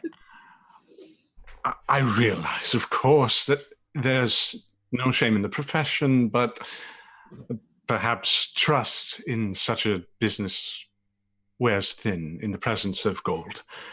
Oh, I'm sure there's no shame in it whatsoever. Women have to have power somehow in this world, wherever they can. But why would you trust something like that to just anybody, Symon? It was not just... Do you know what could happen if this gets out at court? Probably already is. Probably. At least amidst the right eyes. Then... And it would do you well not to speak of your misunderstanding with my husband. I will do no such thing, obviously. Anything to damage your reputation would bring me great misery. Understand that. In which case, make yourself useful at court or useful to Alistar so that the person who decides to bring up the fact that you've cast out your chains can't use anything else against you. Which brings me to the second matter I wish to discuss. Lady Desmero Redwine. You familiar with this name? In any capacity? A viola player behind you stops. Looks at you. I look to him. Because in Valyrian, Lady Desmero Redwine is very similar to Lady Desmero Redwine. Yeah. He kind of like, oh. Lady Desmero Redwine is... Yeah, he's like, oh, and then starts playing again as you give him back the look. Have I heard of? I'm assuming I've heard the name Redwine. Yeah, I mean, yeah, you know who the Redwines are. Do I know who Lady Desmero is specifically? Yes, because education tests are boring sometimes. Yes, absolutely, she is the Lord of Whispers. At Highgarden. At Highgarden for the Reach. Yeah, I've heard the name. Yes, I'm familiar. So I have done. found my way in. Potentially. Hopefully. I'm not sure if you're telling me that you're in favor with her or in favor with her. In favor to be in favor with her. I will attempt to speak with her, but I cannot do so alone. If you were to find her audience before me, your charms would not go understated or unappreciated. My charms, brother. Your courtly usances. What is it exactly that you wish to gain from speaking to her? I mean, it's what you're probably looking for, but... I resent that statement, but I will let it slide. He'll lean in close at that point. Of all the people in all the court, obviously there are some to fear, there are some to consider, there are some to be party to. But Lady Desmera holds the power. The power to control a narrative that perhaps would have gone beyond our grasp. For idiotic reasons that were brought upon by the person who executed the endeavor in the first place. What? Everything comes with a cost, Symon. Why would she be so interested in speaking with me? What can I possibly offer her? My services. Whoever goes to her first, direct her to my mind. And what services are those? Any and all that she would have. I can try. But if this ends up costing me...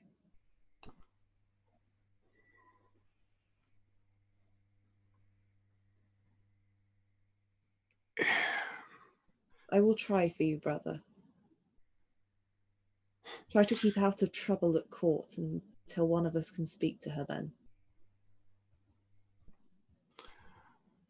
That I can do. Beyond all amazements. I will believe it when I see it. Now, if you'll excuse me, I'm going to go and find my husband. Mara, a parting word, he'll switch to common. I cannot make that promise to Alistar. I will not. Not until such time as he proves himself. But to you, to our house,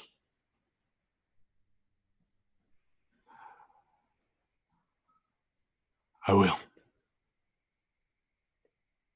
stay out of trouble. And she'll kind of give him, like, she'll squeeze the side of his arm and pat him and go off and find her husband. All right. He will immediately start looking for ways to try and get in contact with Lady Dismera Redwine. Your opportunity comes along in the evening, where at the feast hall, it's actually there are meals going on in several dining rooms around the castle. This palatial keep is massive. It's got all kinds of cool places, and so it's got a kind of side dining room, so there are fewer people around, but the wine is still flowing, the food is still excellent. I haven't prepared a George R. R. Martin style description of the food today, I'm sorry. But Lady Dismera Redwine is enjoying the company of a few male courtiers and minstrels. They are in their cups in arbor red at a table where they've eaten. So there are empty plates with scraps of food, and serving boys and girls are coming along with trays of or jugs of arbor red, and as I say, it is flowing. They're laughing, joking. She looks, to coin an awful kind of modern phrase, but she's looking kind of like one of the lads. In jokes, japes, drinking.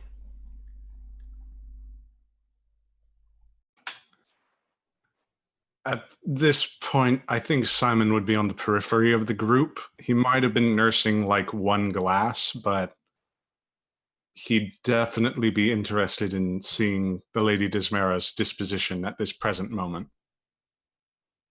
Okay. So disposition is quite a loaded term in terms of the game right now, but do you mean kind of... I mean the general impression. Like, is she sloshed? Like, if I try to talk to her, would I just be like tabula rasa, or would this be like an actual conversation I could have? Sure. Let me grab her stats for a second. What I'd like you to roll for me is an awareness empathy test. Awareness empathy? Oh, dear. Oh, hurrah. I've just got awareness. 13. She looks in her cups tipsy. She doesn't look that hammered.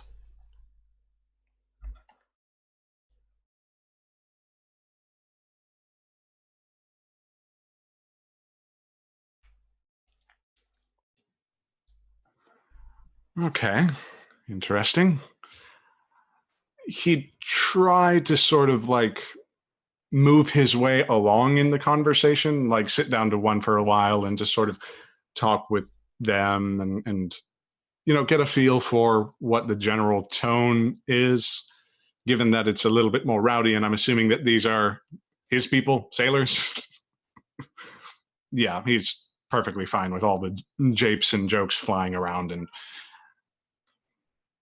he'd like to try and position himself apart from the group, not just with his clothing, but literally like with his station at the table. Mm-hmm. But close enough to where he might catch Dismera's eye. He won't do so actively. He will just speak. Okay. And listen. You do so, and I am actually going to roll here.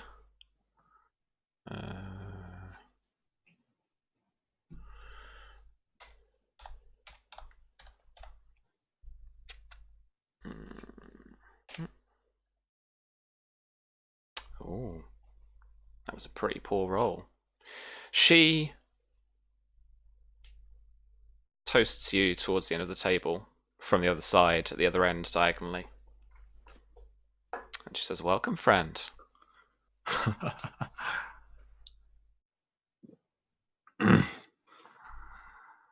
She points. A maester.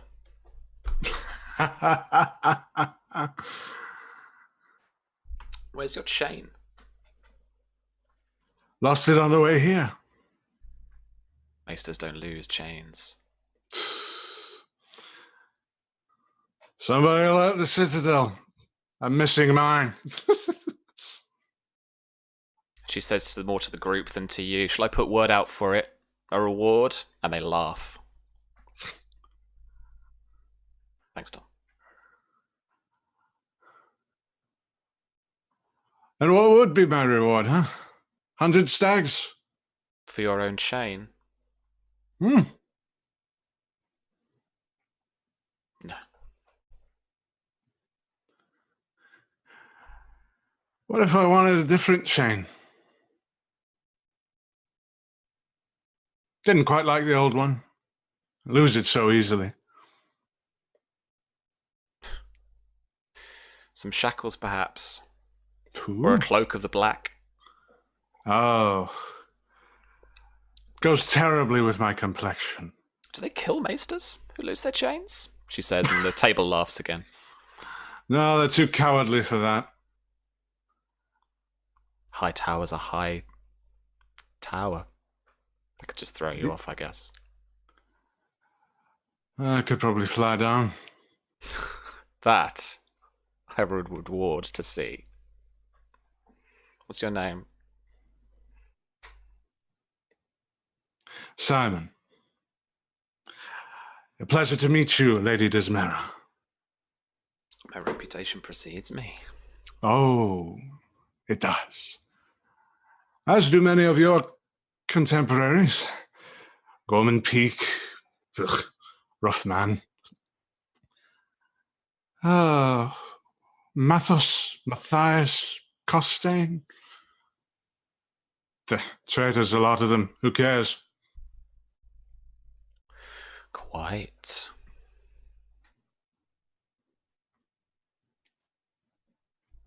I need to move us along a little bit. But what are you eventually trying to get out of this? Kind of, because you're acting a little bit and blending in with the crowd kind of thing.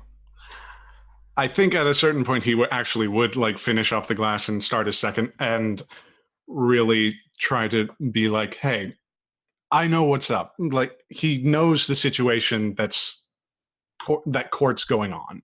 Yeah. Or going through. You need smart people.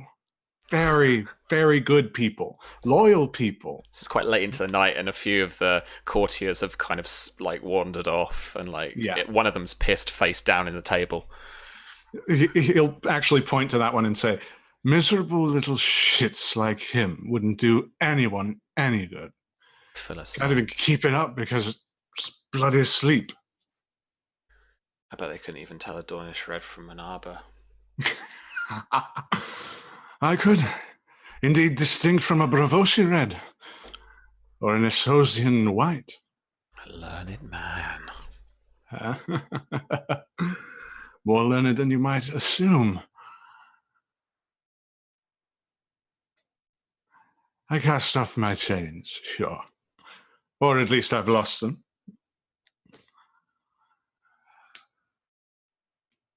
But only because I wanted to find one worthy of my service. So you sought me out then? No, I stumbled upon you drunkenly.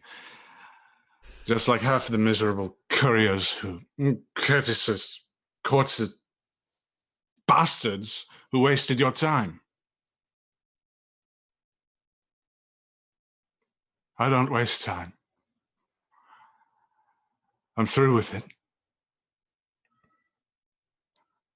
I make time for those who are worthy. And I raise a glass to her.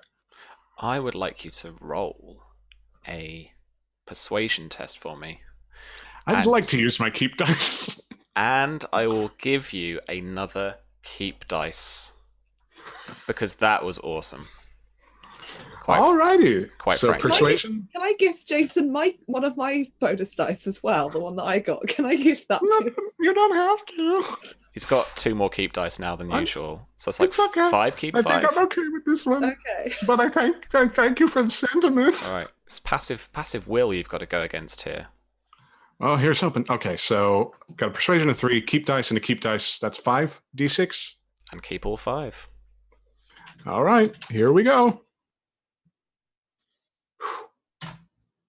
18. All right. That was a pretty good roll too. A couple of sixes in there as well. All right. She says, "Come by the Three Sisters tomorrow." Did I say that right? It's the weirwood, the godswood. She means. Sober up beforehand. And she downs the rest of the red and walks away in a straight line.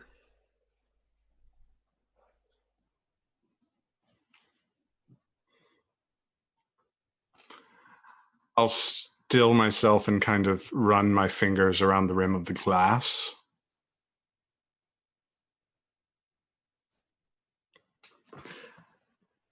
Collect myself and make my way back. Cool. All right. Maybe we'll establish a little bit after the session of exactly kind of what the arrangement is. I'm going to move to the next day, though, for court, and go to Mara. The ladies of court wear beautifully tailored cutaway Dornish dresses in lace and silk dyed in their bright colours of their houses.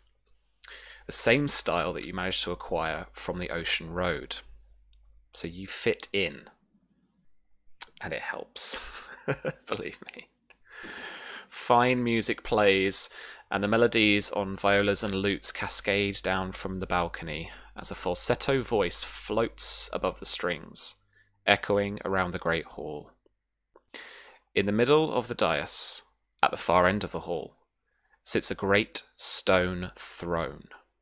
The throne that replaced the gardeners when the Tyrells were gifted Highgarden by Aegon the Conqueror just under 200 years ago.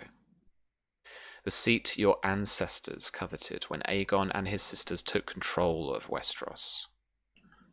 Now it is a seat carved in the most polished, elegant stonework, with roses covering its entire surface, save its seat and its back.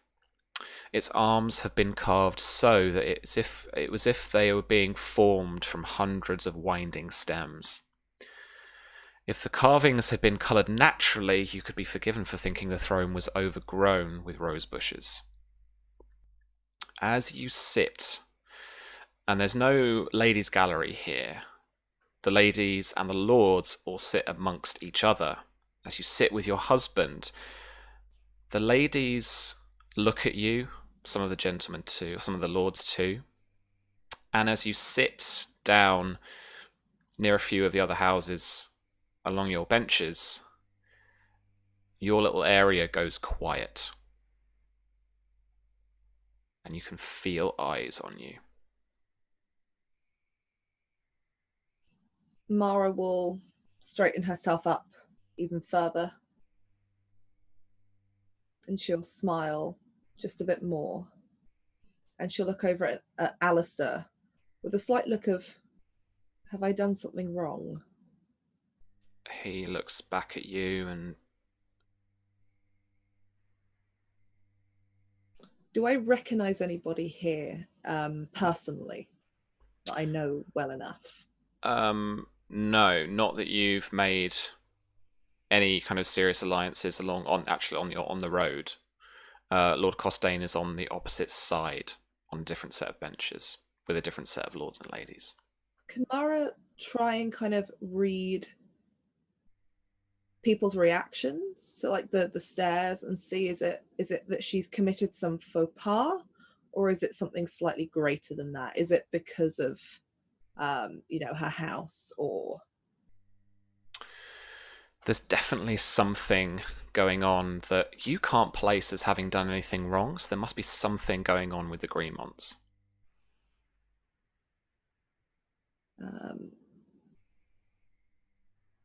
I want to... Are we like quite clustered together, or is everyone a little bit spaced out? You're sat on benches, so and as much as it's a big hall, you want to be near the front, so everyone's clustering towards the dais and towards the front benches. Who is sitting on the other side to me? Is it a lord or a lady? It is a lady that is not meeting your eye, and it is Lady Can't be that.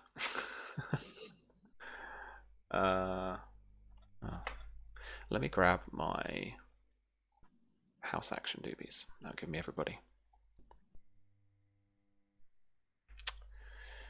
It is Lady Ashford. Do I know? I know her by name, presumably. Then. Yeah, I mean, you could call her Lady Ashford. You don't know her first name. Not on first name terms yet. In a very kind of low voice, Lady Ashwood, I beg your pardon, but is there something I've done wrong here? She was avoiding your gaze, but she looks at you from the side quite quizzically. It reads you a second and then says, "Don't you know?" No. What?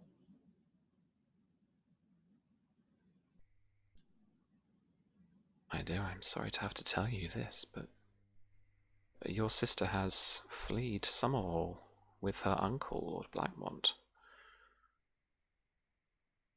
Word is she is a spy for Aegon Rivers. I'm sorry. What? When was this? I heard from a singer. You're sure the singer was telling the truth? One can never be sure what singers are saying are ever the truth, but I have heard it around too, after the fact.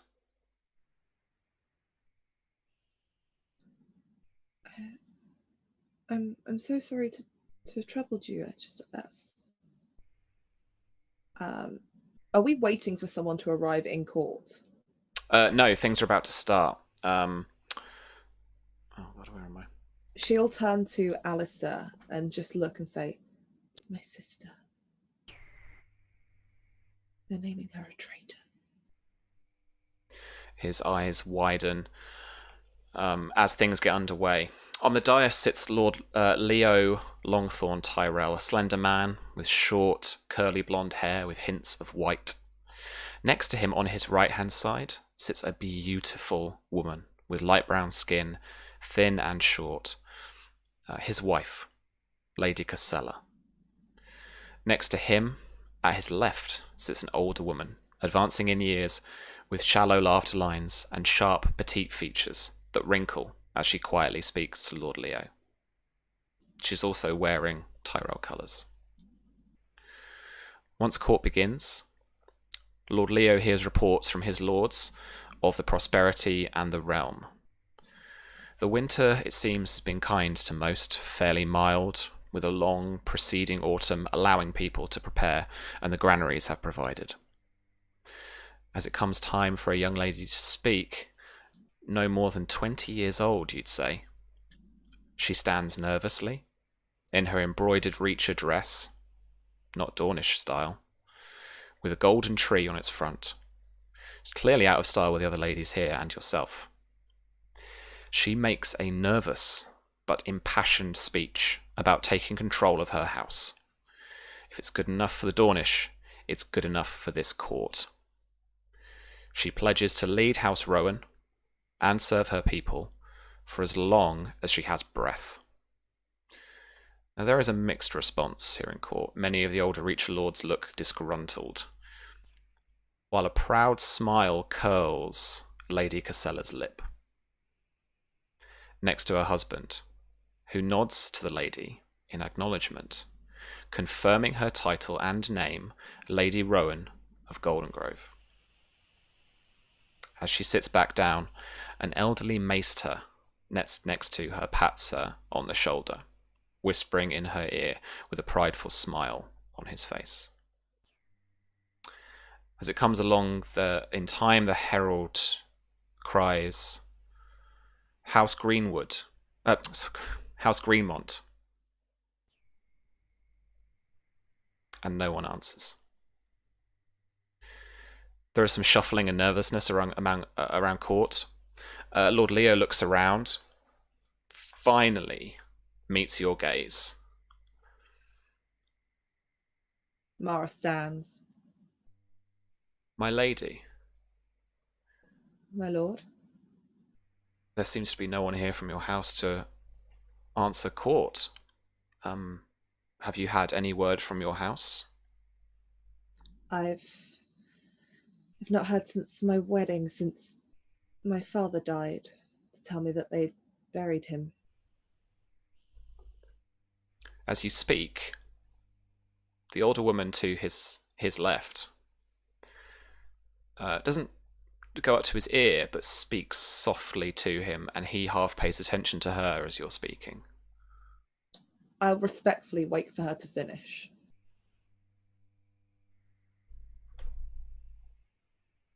And the reports of your sister? Reports that I have just been informed about before this court began. As you know, my sister was warded at Summerhall. Payment for our father's mistakes in years past. She is a child. These are the first of these rumours that I've heard. I'm not even sure I believe them myself. But she is a child. Which means she was not safe at Summerhall. If these rumours are true, and the word of a singer does not make them true, then there is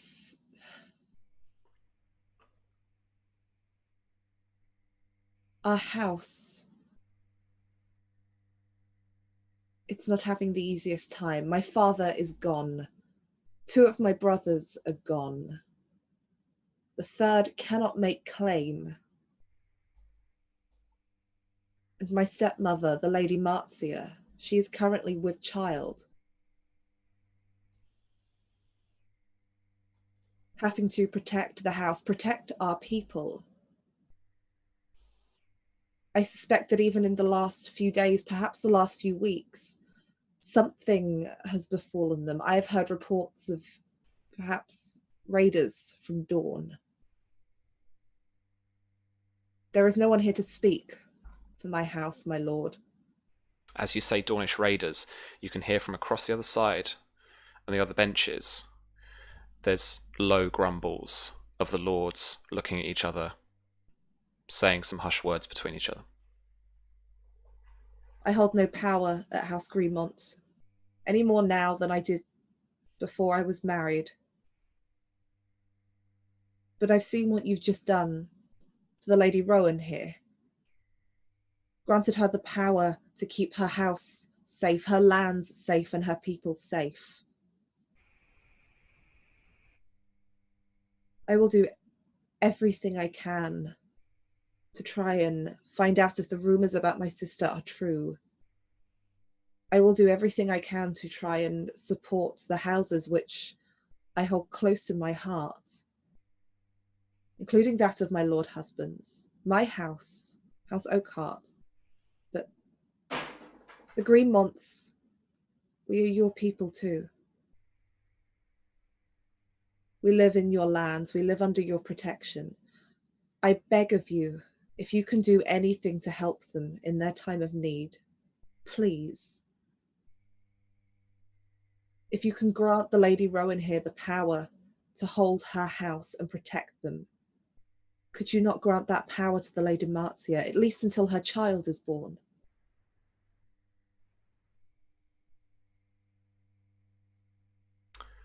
B, I'd like you to roll for me persuasion. Convince. Oh god, oh god. Me being pretty doesn't help here, does it? You can reroll once. Okay. And you have a bonus dice still from people. I will use that. Oh my gosh, I will use that. I will give you another 2 bonus dice. Up to maximum, you can only have as many bonus dice as you have rank in that skill, though. So that's where that's fine. That literally hits the rank. Cool. That's where it maxes out. All right. So if I up charm to, if I up convince to 4 and then hit the thing, that should do it, right? Yeah. That was pretty juicy fruits, so I love it. Are there any ones? No. Oh god, that's such a low roll. Wow. Wait, don't you reroll ones? Yeah. Or is that I do, but I haven't rolled any ones. fuck? Rolling 5d6. I don't think that's right. That doesn't look right to me. It doesn't look right. So what's your persuasion rank? 4. 4. So you should be rolling 8 dice and keeping 4. Yeah, it hasn't done that. Roll again. I'll just do it on here. Do it on here manually. Roll again. Oh gosh, I have to find the. So it's. Got to find him as well now, actually. Slash 8d6. Keep 4. No, that's. The slash in front of the roll. Yeah, I do this every time. That's better. That is better. Yeah. Do I get to re-roll the ones? Yeah, you do. Roll me 3 more d6. And we'll apply them somehow. Okay, so the 4 would replace... Nothing. No. Yeah. The minimum you had was 4 there. So none of those replace them, unfortunately. Cool. So 21 is still a great roll. And for this quick intrigue, yeah, you succeed.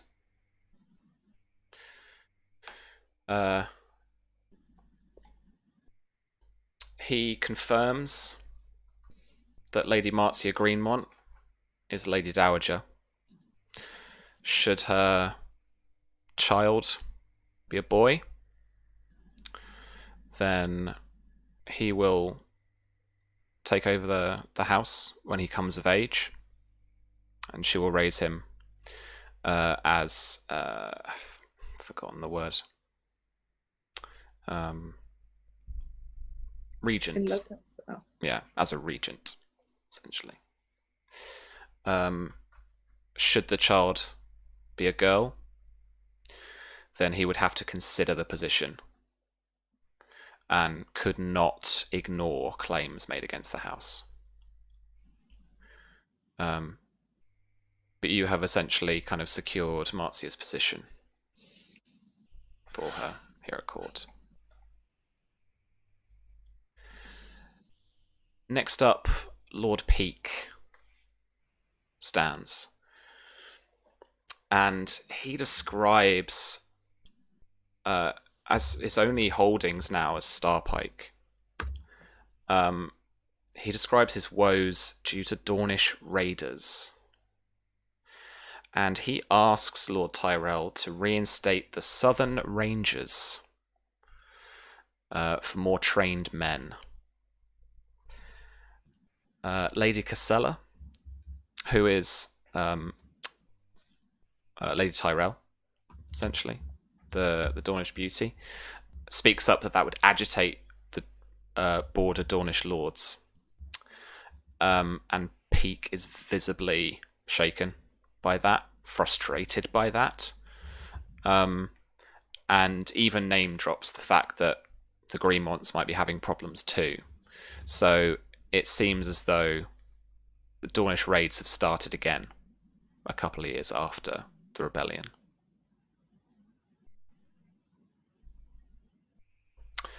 Alfred.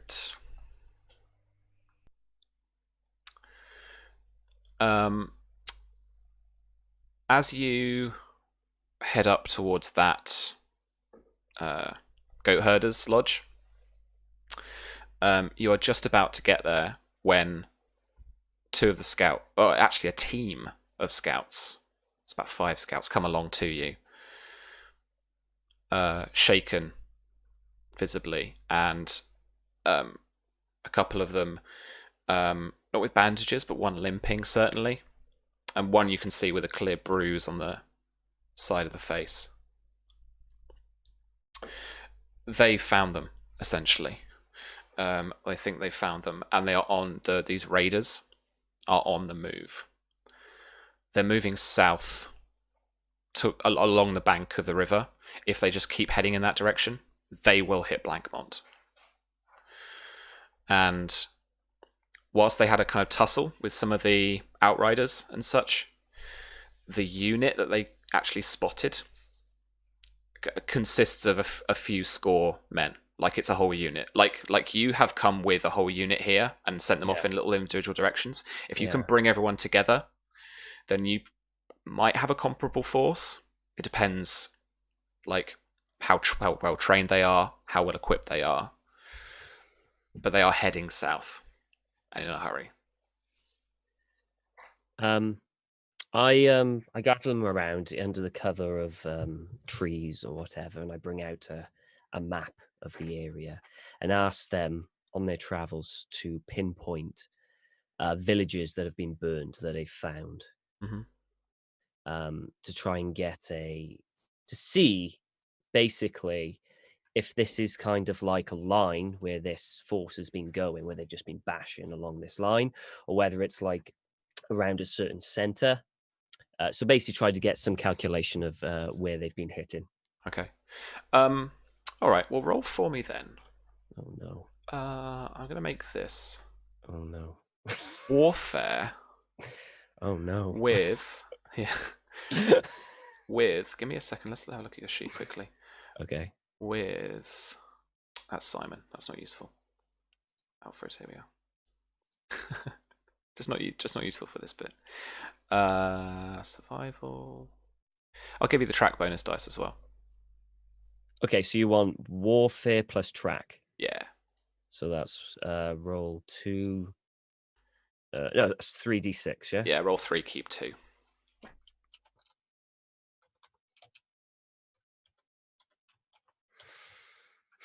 Do I use a... You've got a test. You've got a test die from chat. And that, what does the test die will give me what? An extra dice? An extra keep dice, yeah. So rolling 6, keeping 5, I think, if your survival was 4. Yeah, but I'm rolling warfare, not survival. Sorry, yes. So you would roll 3 plus 1b. 3. Roll 4, keep 3. Oh, roll 4, keep 3. Go on then. It's there to be used. Alrighty. It's there to be used. Let's see how we go. 18! Holy hell! I critted 2 6s. 3 6s in there. 3 mate. 6s. That's it. Sorry. That was literally the like. I critted. Isn't that like the first crit we've had? First proper full all 6s. I think I've maybe ever seen in the game, actually. Oh my god, this is a momentous occasion. Congrats. Clip it. Do it.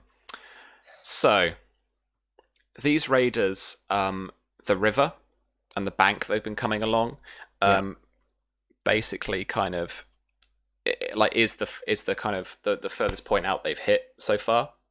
Yeah, they seem to be raiding these guys have gone quite far east as far as they can, and now all your scouts are kind of coming back. Like it's going to take a day or so, but there's like whistles and stuff, and people they're actually everyone's coming together. I assume you're collecting everybody. That's it. And the reports are, as far as they go, places have been hit. Not everywhere, but places have been hit. And it's as far down as here. It's as far east and northeast as they've gone as well. But coming up on Blackmont is the furthest south you've been, certainly. And it doesn't look like it's come from Blackmont. No, it would seem that Blackmont is the furthest place out. They saw a unit. They saw a number of units, but did they see a main bulk, like anything bigger? That's the biggest they've seen so far of them moving, yeah? Yeah. Any prisoners? No. Said something about a keep. Okay. I am going to tell... I'm going to tell 2 scouts to ride as hard as they can to Blackmont to inform them of what's been happening and that there is a sizable force heading directly to Blackmont territory, and tell them just to ride night and day until they get there.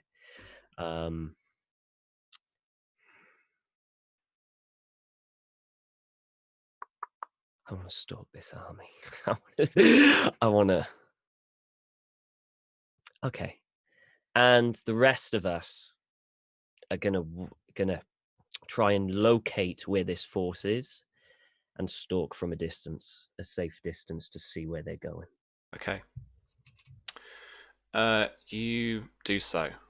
And over the course of the next day and a bit, the force that you see is about the same as your total force with you, about 100 people. Scouting from vantage points, trying to get a pin on kind of what they're like, what they're equipped with. It's very rough looking equipment, quite shabby looking equipment, but professional. Swords, some proper shields as well, with no colours.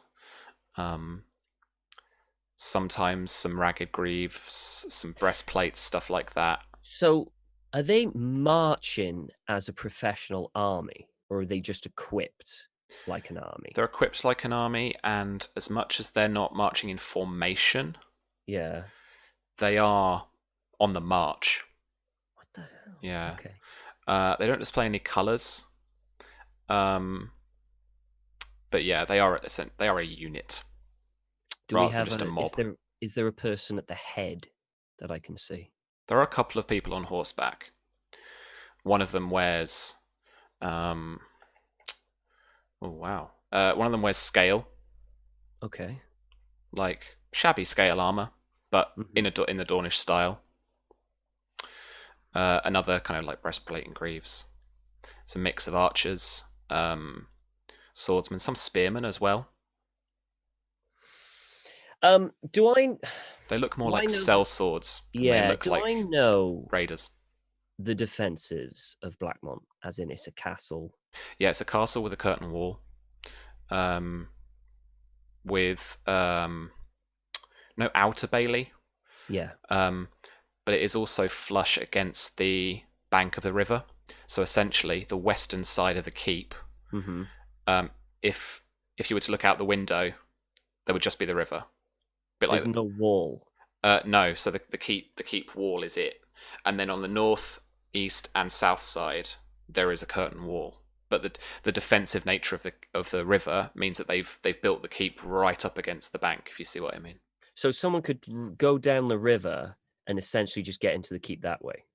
No, because they built it high enough. Okay. That it's a sheer wall. There is no climbing grip on that. They've built it to do that. Now, Alfred's not one for warfare, and he's trying to rack through his mind. He's going to talk to the others around him and trying to figure out what the hell they're doing, because an army like this would not take the castle. It's nothing. There's a nagging, worrying thought in the back of his mind that he doesn't share with the others. And he decides to send an additional 2 runners or riders back to Fox Hollow to inform them of the current situation, where they found them, what they've been doing, and where they're heading.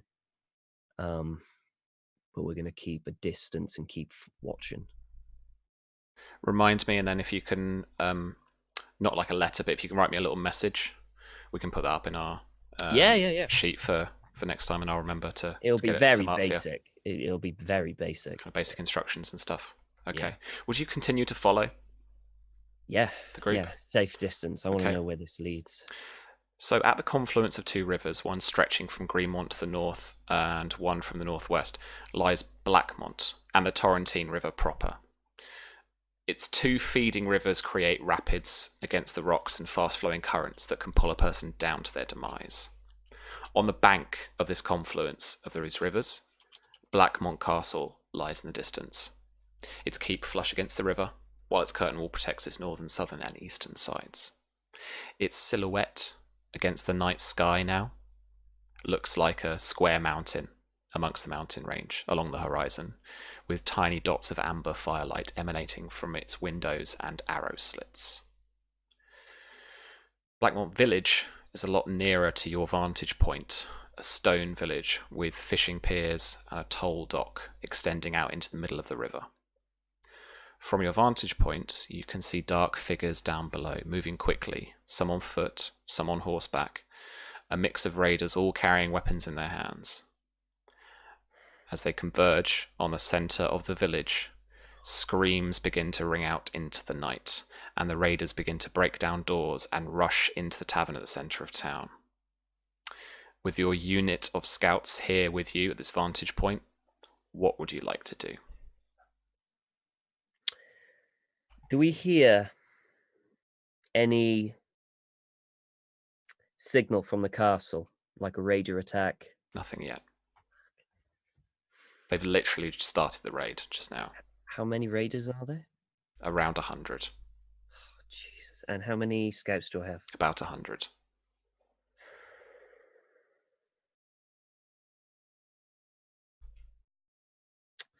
God damn it. Okay. Fucking Alfred, you're a moron. Okay.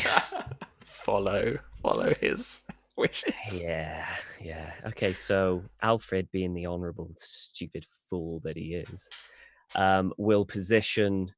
He will order the scouts to prepare for skirmishes, hit and run, what they're best at. They will take positions as much as they possibly can, up high, overlooking. And their objective, what they're doing, is to delay while the villagers can retreat back into the castle, or at least Blackmont, to get reinforcements there. Okay. If you open up Roll20... Yep. Under the little expansion out in House Greenmont... Yep. Under that, you should see House Units. Yep. If you expand that out, you should see the Couriers. Ooh. If you click on that, you can see their stats. Let's have a look. Very disciplined. Fair play. So that discipline 9 is going to be the target number you're going to have to get on warfare rolls in order for them to enact orders properly for you. Oh my god, are you serious? Yeah. Okay. I've got 2. Mm-hmm. Oh my god.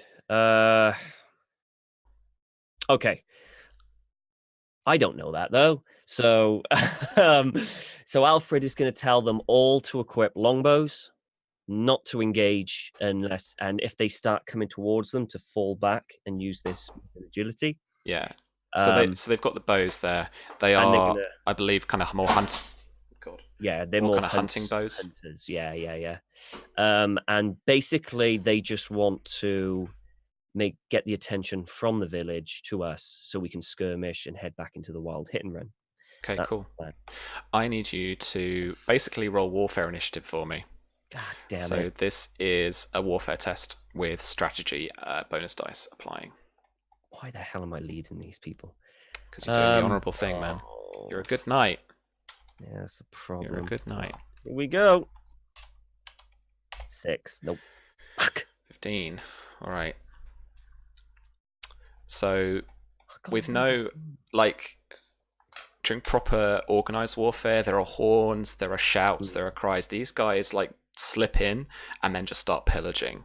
Like, you hear the screams and stuff from people, but you don't hear much kind of roar from them. There's no kind of charging or anything.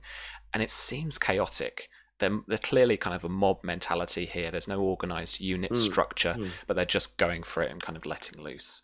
The dim light around you, because we're well into the late evening here, is -1 dice on all agility, athletics, awareness, fighting, and thievery tests, and -2 dice to marksmanship tests. God damn it! They will not be able to hit from here. They need to get in and get closer to their targets.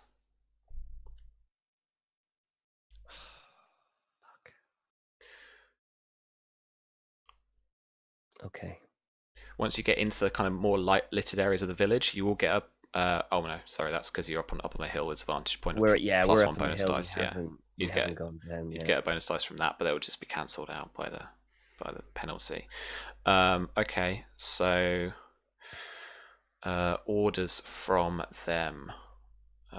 So as you've got a warfare of 2, you can issue 2 orders to these guys.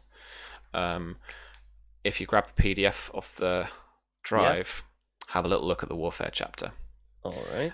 Just scroll right down to the orders, and particularly some of the advanced orders as well, because that will give you some cool stuff that you can do. We can also get the guys here involved in rolling tests for them if they ever do stuff too, because then you guys aren't sat around. This tense moment, yeah. But these guys are dashing in and out of little alleyways, dirt tracks.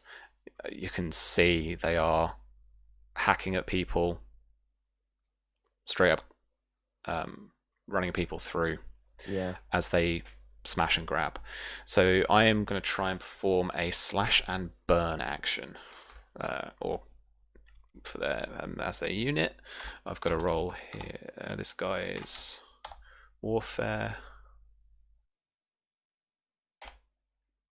13 against their discipline, which succeeds.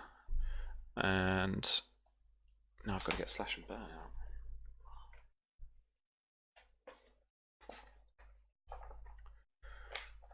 Ooh.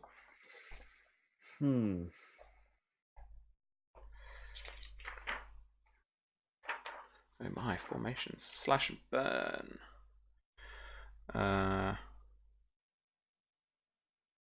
Okay. So mechanically, they are doing exactly as described, and they are taking as much as they can, whilst not letting people get in their way. You can see from this vantage point. Mechanically speaking, I'm going to be taking off 1 from population and 1 from wealth from the Blackmonts. Okay. And because this is all they're committing themselves to, oh, so actually no, sorry, we go back and forth. So now it's your turn to issue an order for these guys. Okay. I'm just having a look. Okay. Let me have a look. Sorry, I'm just having a look. Okay, so in character, I am going to send a single scout to ride hard to Blackmont Castle to raise the alarm. And I am going to then organize my units into... Damn it. Bloody civilians are in the way. There is a bonus dice from Herm for Alfred. Thank you, Herm. Oh, thank you. Thank you. What I like. So power, let me have their character. Sorry, let's have a look at their fighting skills. How good are they at fighting?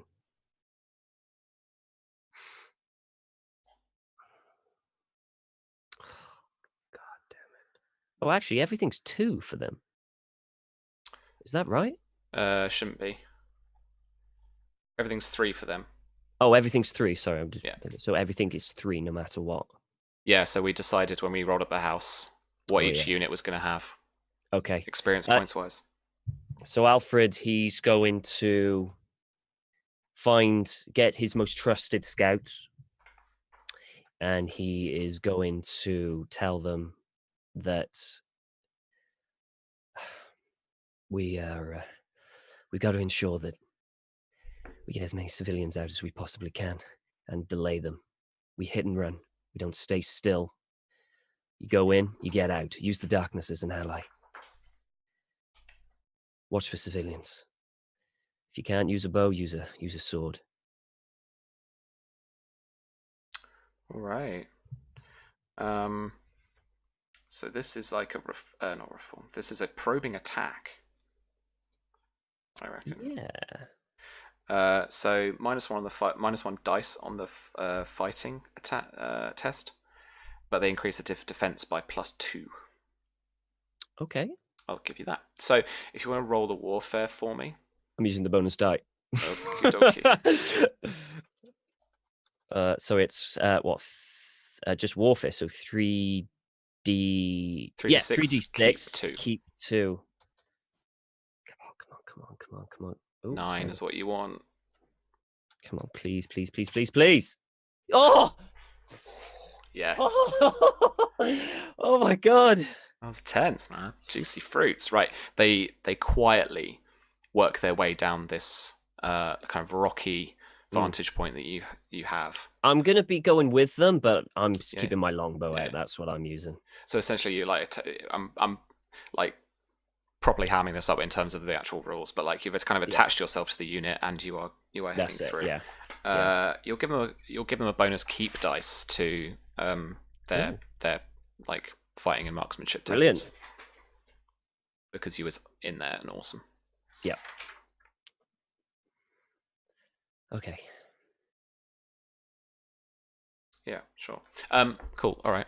So they make their way down the vantage point, finally coming across the actual village itself, working their way through, as you say, keeping to the darkness and using it as an ally, managing to pick off a few of the raiders. You can see to your left-hand side a few scouts rushing women and children away from the village, rushing them kind of around for the side, trying to usher them around the village so they can get to Blackmont on the other side, like forward from where you are. So between you and the keep, is this village and this unit and this raiding unit.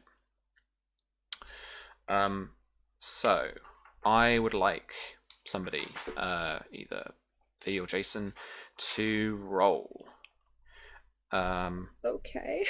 their fighting test. I believe. So if you roll for me, so they've got 3 up to a 4 because Alfred's part of the unit. So you're going to roll 4 and actually to keep 3.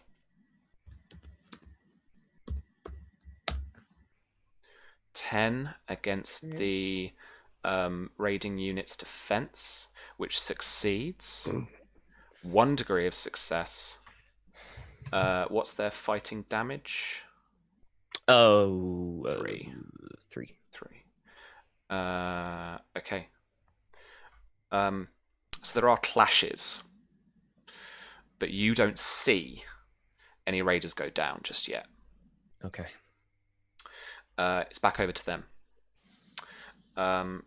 So they are essentially going to... You hear cries from towards the center. We're under attack. And you start to hear a distant voice, just like a captain, like the one you'd captured, yelling reform, and they're trying to get back into somewhat of a formation to actually take you guys on. Okay. But I've got to roll that as an order yet, so reforms +3, so this is going to be quite hard for him. He doesn't succeed. So there's these shouts, there's these cries. Actually, it's quite chaotic, this unit, and you can see they're not reforming, they're not coherent. So you still have a good kind of element of surprise in that sense. Brilliant. Your defense, or the courier's defense, is currently up by 2, so that's defense 8 at the moment because you're kind of being cautious, you're taking your chances, that kind of thing. What's your next and final order for this round? With the current, are civilians still very much intermingled with all these, or are they kind of clustered? Damn it, they're still intermingled. Bollocks. Yeah, because there's been some people in towards the centre of town in the tavern. Yeah. That has an open courtyard area that's quite well lit. Most of those people have been run through because they've kind of converged on the centre of the village. Yeah. But then, like around town, as people come out of their houses, they try and like run. A couple of torches are being set down by bales of hay just nearby the houses. So things are starting to go up a little bit, and people are just trying to make a run for it, so much so that it is chaos. Sometimes in the darkness, you can't even tell who is who. Your own couriers, the villagers, or even the raiders. Okay. I know what I want to do. Okay. So current orders remain the same to ensure that civilians get out, hit and run. Me personally, did I see the person who gave the order? No, but you heard them, and they're on the other side to your left of the tavern. You can do personal stuff as well. So if you leave these guys doing this probing attack, you don't need to keep ordering them, doing these tests. You can just keep them going, and they'll just keep rolling fighting tests. I'll keep them going, and I'm going to take a handful of people with me, and I'm going where that voice is, and I'm going to hopefully put an arrow right in his neck. Cool. All right. So leader gone. Let them run. Yeah, that's the idea. You wheel round the left-hand side of the tavern as you're trying to figure out where this guy is. Then you hear horse trots from the right-hand side, and coming round the other side of the tavern, down this road to your right-hand side, is this guy on horseback, and it's Dornish scale armor wearing a captain, sergeant of this group, atop his horse, which is a brown sandsteed. Okay. And he's shouting at people. He's actually fighting a couple of the couriers. They're trying to kind of have a pop at him too. But over to you. With me, I'm going to take my arrow, knock it, and draw, and I'm going to aim specifically right into the throat using deadly shot. Now, deadly shot, I need to remember correctly, if I can. I know it turns the arrow vicious, which basically means he dies. The only outcome is death. The only outcome is death. But I think it gives me like a die or something. I need to remember. I need to find it out. That's cool. Give me 2 seconds. Maybe did I write it down? 1 second. Oh, here we go. Piercing 1. Nice. So it will ignore one of his armor. Here we go. Here we go. Marksman. Marksmanship with bows. Here we go. God damn it. Really? Only 16? That's low for me. It is. But I hadn't even imposed the difficulty because of the darkness either. So let's keep that for 16. And that on his combat defense. I mean, he's got a long sword in hand, but no shield right now, so strapped to his back. So actually, only giving him 7 there. 2 degrees of success. Okay. It's 5 damage with the bow I've got. So so doubled up to 10. 10. Yeah. Okay. Right in his neck. Not quite. You hit him in. You hit him in the shoulder.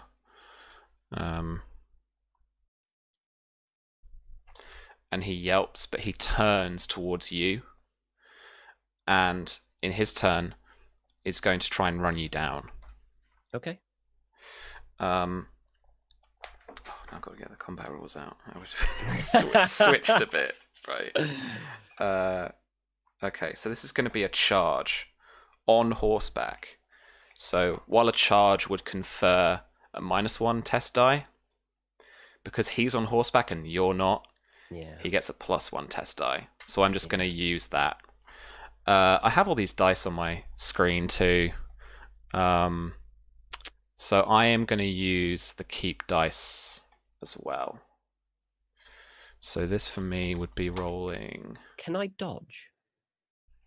Not this. No, this is his like kind of like greater action type thing. So he's gonna try and run you down. Oof. All right. It's not a good oof. It's not a good oof. No. Prepare for crits. Oh! Sam, really? 1, 2, 3. Them's the dice, man. 5. 1, 2. 5 6s. 5 6s. Holy shit! I'm losing an arm.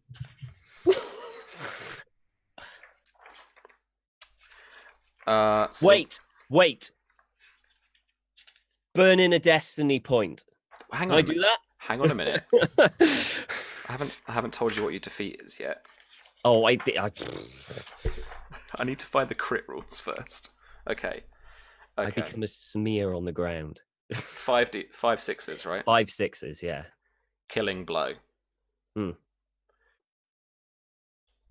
So you see him charge you down.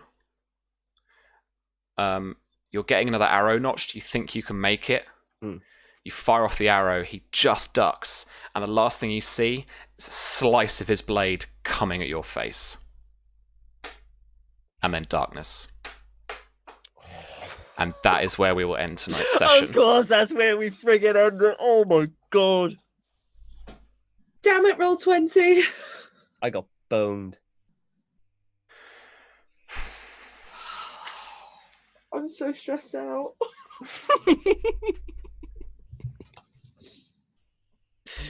there always needs to be music at the end, and I don't have any. Damn it, man. All right. I mean, at this point, I feel like you should just be playing Reigns of Castamere. That's where this is all leading, Sam. Nasty. Jason, we need that Hammer and Anvil song, man. I'm getting there. I mean, Oana Misty Morn would work with this one because Jesus. Oh, it would. Oh, it would. Yeah. It really would. Yeah. Ow.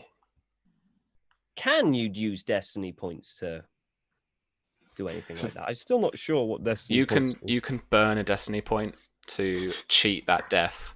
Oh hell yeah! I'm burning that destiny point.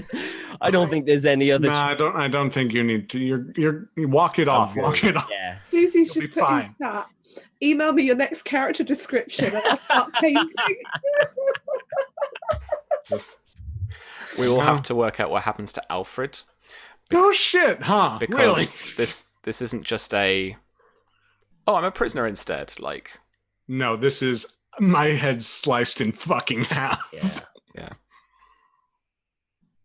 Ow. I imagine it's sort of like the Tyrion scar at the Battle of the Blackwater Bay, just in this blood. Yeah. Sorry for my mic. No, that's all right. Damn it! I nearly had another brother back then. So Virginia, welcome back to stream. So good to have. Yeah. Someone's gonna have to tell Don. Oh, I'm not. I'm not. I'm just gonna leave the server real quick. I hope you guys don't mind. Hope nothing happens. Wow. Well, thank you for joining us in our Juicy Fruits escapades. Sorry, Oh, you told on what you did, Samuel. Crazy death and ness.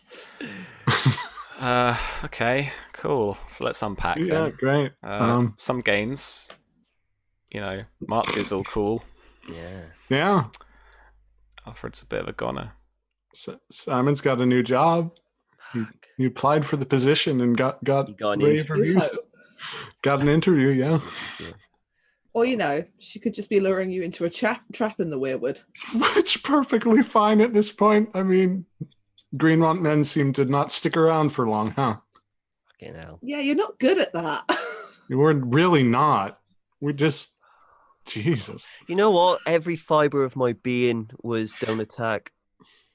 Fucking Alfred and his fucking honor. I mean, God almighty. What a pillow. See, this is why I started with an Oathbreaker. Honorable men just don't fucking last long. They don't. No, good men in this either die or apparently flirt with my brother. Yeah, that was weird. I'm not gonna lie. I that is not like even Symon realizes. Oh wow, that's not that's the optics of that Laura alone. thinks that you've just made that up. That you've managed to see it and you just made a huge faux pas. But yeah, exactly. Like that's the thing. Jesus. All right. Yeah. How are you doing, Tom? I'm fine. Cool. I'm fine. I mean, I like the character, but you go into you don't play a character if you aren't willing, if you aren't going to accept the fact that they may die. That's the whole point of it. If there's no threat, there's no excitement. And Alfred may die. I mean, he's going to have some severe consequences to that. He may die, he may not, but it's part and parcel of the game. And I just like the fact that you got to stay true to the character, even though you realize it's a fucking appalling decision. It's so bad, and I like it. And if Alfred dies, I think it's a good way for him to go. A stupid way for him to go, but a good way for him to go. It's perfect for a young knight, head full of fantasies of what a knight should do, a sense of honor, a sense of good, and that killing him. That is quintessential Game of Thrones right there. So yeah. I'm fine. I'm enjoying it. I will be sad if he does go. Sure. Obviously, depending on Sam, what you decide to do. I will burn all destiny points if it keeps him alive. But yeah, I'm fine. It was a good episode. It was a really good episode. I tell you what, though, there was one hint in my mind where Alfred was thinking, "What if these raiders are part of Blackmont and they're doing it to make a power grab?" I was definitely going through his mind. When they attacked the village, he was kind of like, well, maybe not, probably not now then. You know, because he wouldn't, not even Blackmont would be stupid enough to attack his own, you know. Or maybe he is. Maybe he is. I don't know. Yeah. He was stupid enough to kill some other Dawns right in Summer Hall, so you never know with him. The guy's a muppet. He is a bit of a muppet. But yeah, I enjoyed it. It was really good. Good. Cool. Really good. Cool. We'll figure out what's going on in between games. Sweet. Anything else you wanted to plug to mention? Oh, yeah, I stream occasionally. I'm a variety streamer. I stream games here, there, and everywhere. You can check me out, Redundant UK. You can check me out on Twitter, Redundant_UK, where I will be gushing about after the fire. And I'm on Encounter Roleplay on Wednesdays at 7 p.m. GMT, 2 Eastern, something like 2 that. Eastern, I don't know, 2 Eastern, where I play Cult, where I play a hobo, which is fun. But yeah, that's about it. That's about it for me. Cool. Thanks, man. Jason, you got flirted at and you didn't like it. No, that didn't. No, not one bit. Leave my husband alone. He needs to leave me alone.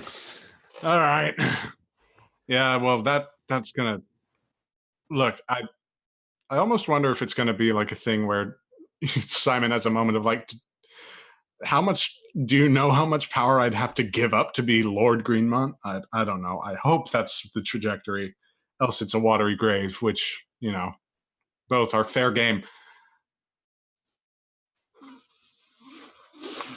Fuck. Everything outside of that is like, oh, okay. That'll be fun. I agree with you, Tom, in terms of like, you know, you gotta love a character and you gotta prep for it, but it's like, fuck, just not really that quick. Life come at you like that sometimes, man. No, that was just a marvelous time, marvelous way to welcome back, you know, everybody, and whew, can't wait for next week. Oh boy. Yeah, but in terms of like plugs and everything, yeah, catch me on Mondays, 1 p.m. CST, Encounter Roleplay, Warhammer 40k, Inquisitor with Charlie, and just a whole bunch of good folks. World Build as well. Thank you so much for the Destiny. Tuesdays, it's either Grains of Truth on Susie's channel or Final Rights over on We Are Nerdsmith. That's always at 2 p.m. CST, so catch us there. If we're there. If we're not, then don't catch us there. But catch up on the VODs, because those are on YouTube. Check the pinned tweet, check my own tweets, and just like, yeah, keep circulating the tapes, and excuse me while I go and sweat blood about this game. Yeah, so, yeah. Oh, man. Thank you so much for being here as well. And Virginia.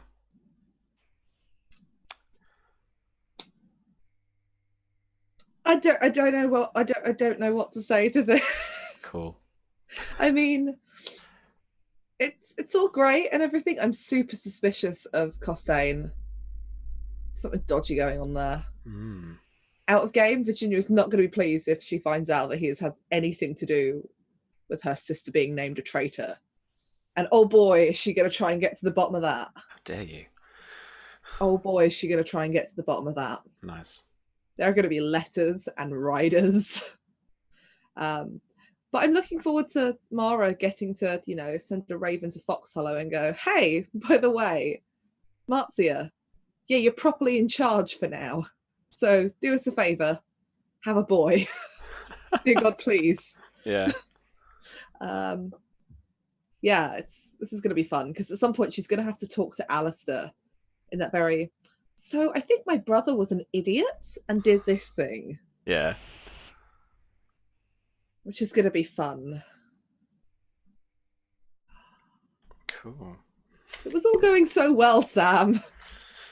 Well, I didn't mean to roll all the sixes. Wow. All right. Well, what are you up to? Where can we find you? You can find me on Twitter at Tabletop Horde. In terms of what I'm up to, I work at Modifius, where I help make RPGs, so that's fun. And I will be over on Scraticus Academy on Monday at 7 p.m. UK time, running the Spy Game, which is what you and James wrote. Yep. It's awesome. You can catch the first. I'm on for doing a 2-shot for them while they have a bit of a break, so you can catch the first episode of that over on Scrat's YouTube channel. And it's going to be fun. They're going to have some hijinks this week, trying to take back an item that was stolen. So I'm looking forward to that. Otherwise, I'm also running some games on Saturday over at Dark Sphere in Shepherd's Bush. If you're in London, I'm going to be running some Star Trek and some John Carter down there. So head over to that if you can, if you're London based and you want some fun RPGs. See me in the wild. Yeah. I'm even less organised than this. It's great. Cool. All right. And at Tabletop Horde on Twitter. Yeah. Other places. I'm pretty much really only on Twitter. Cool. There is an Instagram that I own that I do not use. It's just Twitter. That's fair. Alrighty then. Well, thank you everybody for joining me this week. Sorry, Tom. Don't apologise. It's all part of the game. Right. It's great. Fine, you're definitely dead.